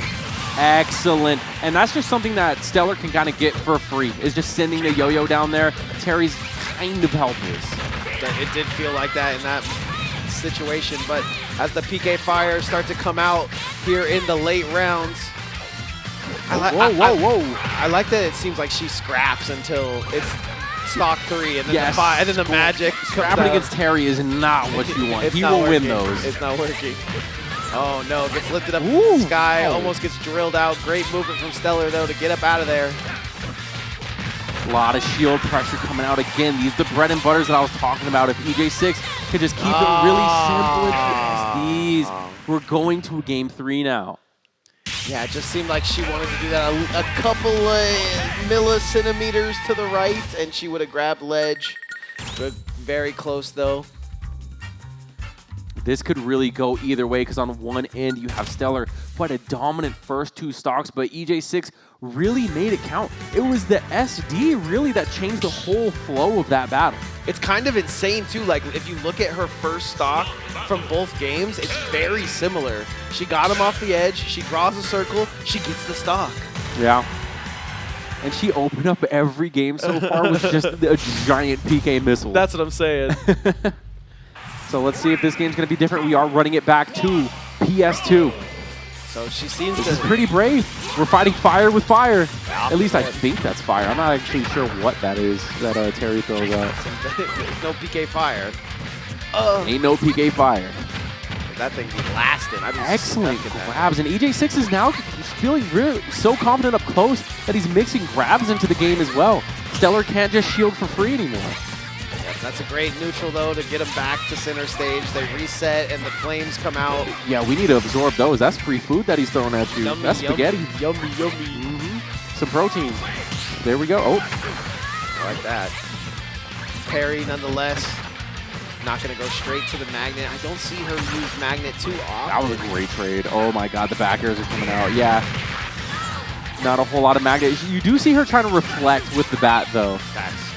Oh, neutral. And then the runaway, too, so smart, because you know he's just going to auto-punch you in the back of the head for free. Dash attack, though, not going to get the kill, so still has the ability to get this first stock. Yeah. Has to drop something crazy. Forward air. No PK Thunders, no grabs. Not a whole lot of in-lag to be had there. EJ6 getting his punishes. Why does EJ6 think this kills? We'll never know. That was huge. Yeah, that's massive for the implications of the round.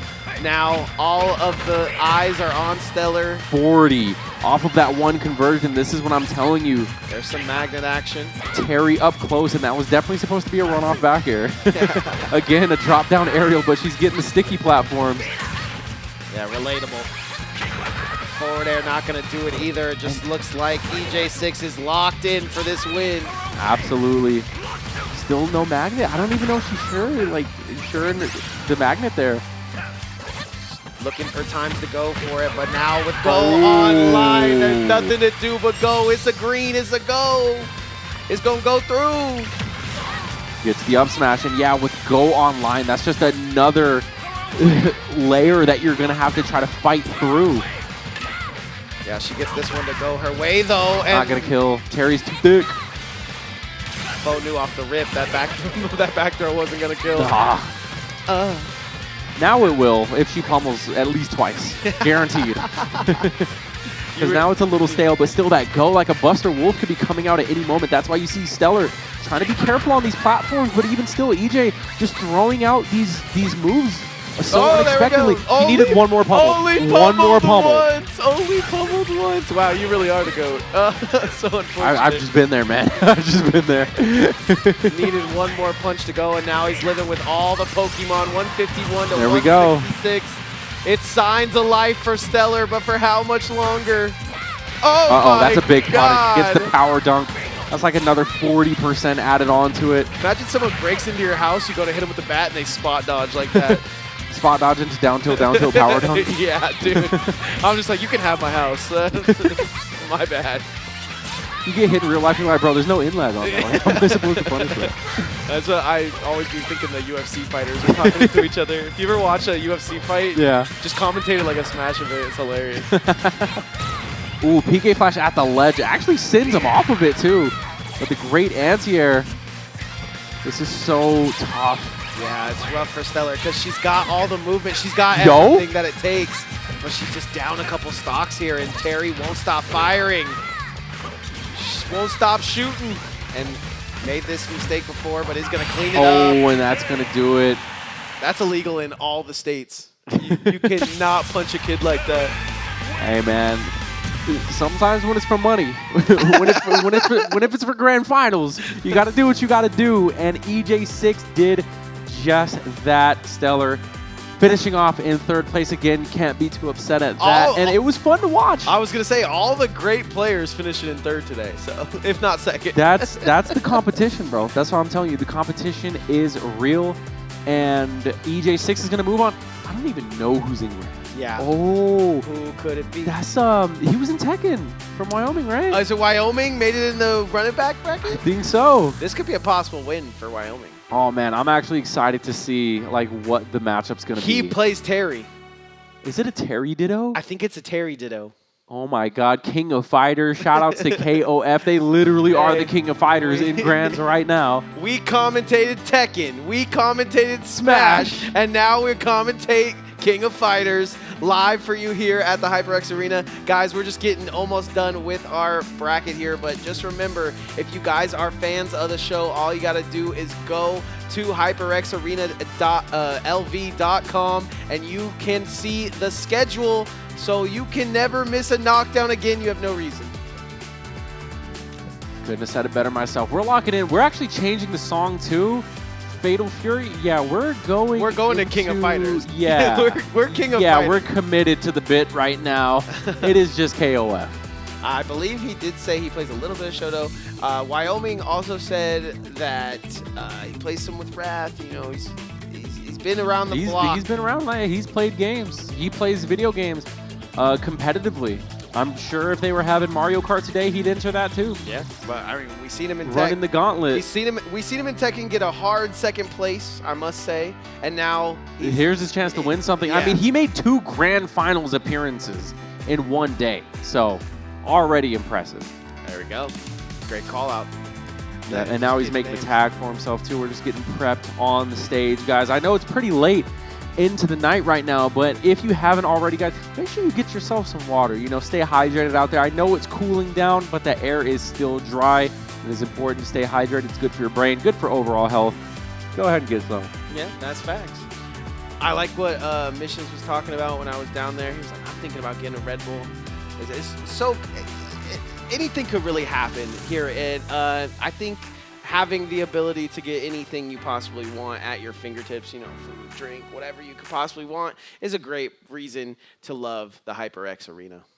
Absolutely, and especially when you have casters like us, games like this, just delivering on the content. What else could you ask for, really?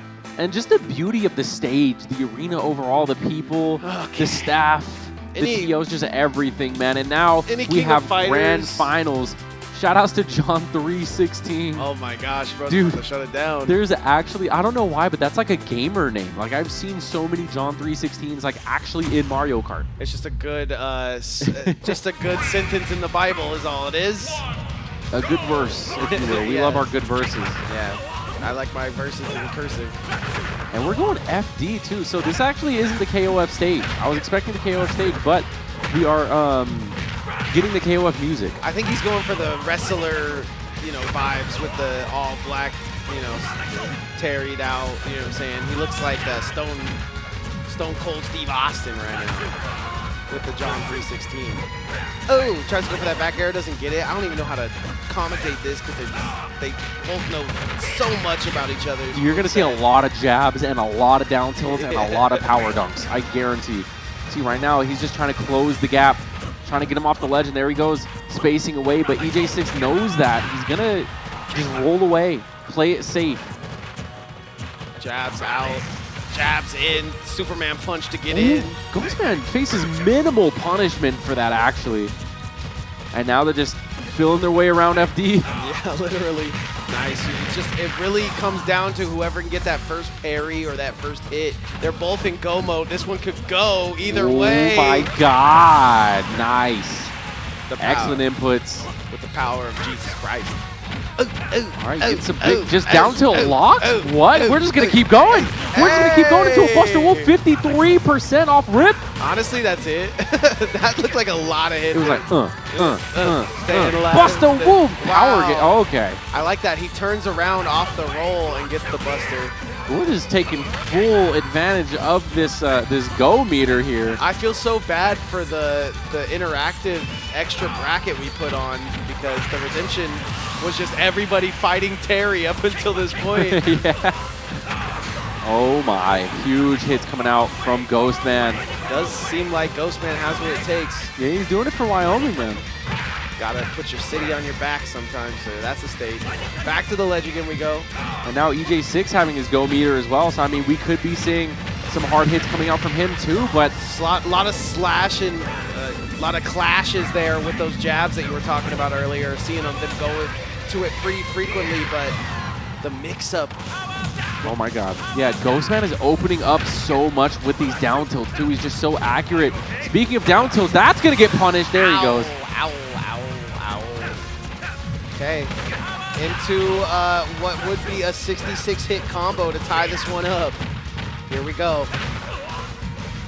I mean, he's slowly bringing it back here. Just floating around, taking each engagement so carefully. Yeah, it feels like Ghostman knows what he has to do, but isn't able to get it done with the movement of EJ6 currently. I believe this is... Yep. Oh? But just simple hits, just keeping it bread and butters. Again, the down tilts. Tries to go into the jab, but he's getting these side Bs off. This is some Fire Emblem music, and I'm loving it. I think this is actually a Fatal Fury. Oh, really? Yeah. Sounds just like it. Oh, gets it to the way, way, way left. Is it going to make it back? Yes, he is. Drill into a possible turnaround here. Anything is possible. Anything is possible here at 120, but just Deckington to the face. Trying to set up on ledge. Trying to throw the smartest possible move here against his clone. Oh my god, he just wants this uppercut, bro. Not gonna get it just yet, but time is ticking for EJ6. Oh my god, and that is how you start a comeback. Again, the go meter, but that has to get punished, right? Okay, is able to clean it up just to get back to ledge for a second. What's the mix-up on ledge? Nothing! Buster Wolf? 100 and a dream, a possible go-to-go meter once again. Puts himself at disadvantage off the ledge though. What's the mix-up? He doesn't have invincibility. He thought he was gonna go try to get him low, but I think he's gonna be okay now. He gets out, but for how that's gonna long? do it. Ghostman. Such a close game, and EJ6 was on his tail that whole time. It could have gone either way. Clutch. Oh man, there is a loser's bracket, so there is a reset potential here, right? Yeah. Okay. Yeah, I think he would have to win 2 in a row here. Because you know, like Valorant, they don't do resets. I don't know. You'd have to talk to TOs down there. I'm pretty sure that there's a loser's bracket. But I think they're all in the loser's bracket. This is the redemption bracket. It's best out of 3. If Ghostman can win one more, he can do it for Wyoming. On the other side, EJ6 looked to be heating up, so you never know. Yeah, he's looking confident. He's looking like he wants to take this, and we're color swapping palettes right here. Ghostman saying bring it, so here is the Ditto once again, and now we're going to Hollow Bastion, so we have a lot of space. Nice little platform in the middle to convert off of, and we're just opening things up here with the crack shoot. Yeah, how did EJ6 know that my favorite color was yellow, bro? He's doing it for the game. Oh, okay, but the John 316, the Stone Cold Steve Austin won't let him live for much longer. 74% unanswered, except for the 56 that he answered with. 115 and go is online. Ghostman might have got a little bit too hyped for his britches here. Back to the ledge he goes. Yeah, EJ6, he figured something out that last game. Yeah. A bit of permissions given. Ooh. And EJ6 does not get the stock just yet, Yeah, but Ghostman with that DI. Seems to be closing in that rollout. So unfortunate, straight on the shield these kicks go. What an anti-air. Throws it out, connects. I feel like that hits me so often.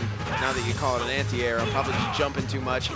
Nice jabs to get in for John 316, aka Ghostman, and now he wants to end it here. He's down in percentage, but not out. They both got going now too, so I mean honestly, we might be seeing the geysers fly. They come. What will be the option? It seems like we keep getting ourselves into this situation. One is on ledge and one has to reset. They're both pressing the damn buttons.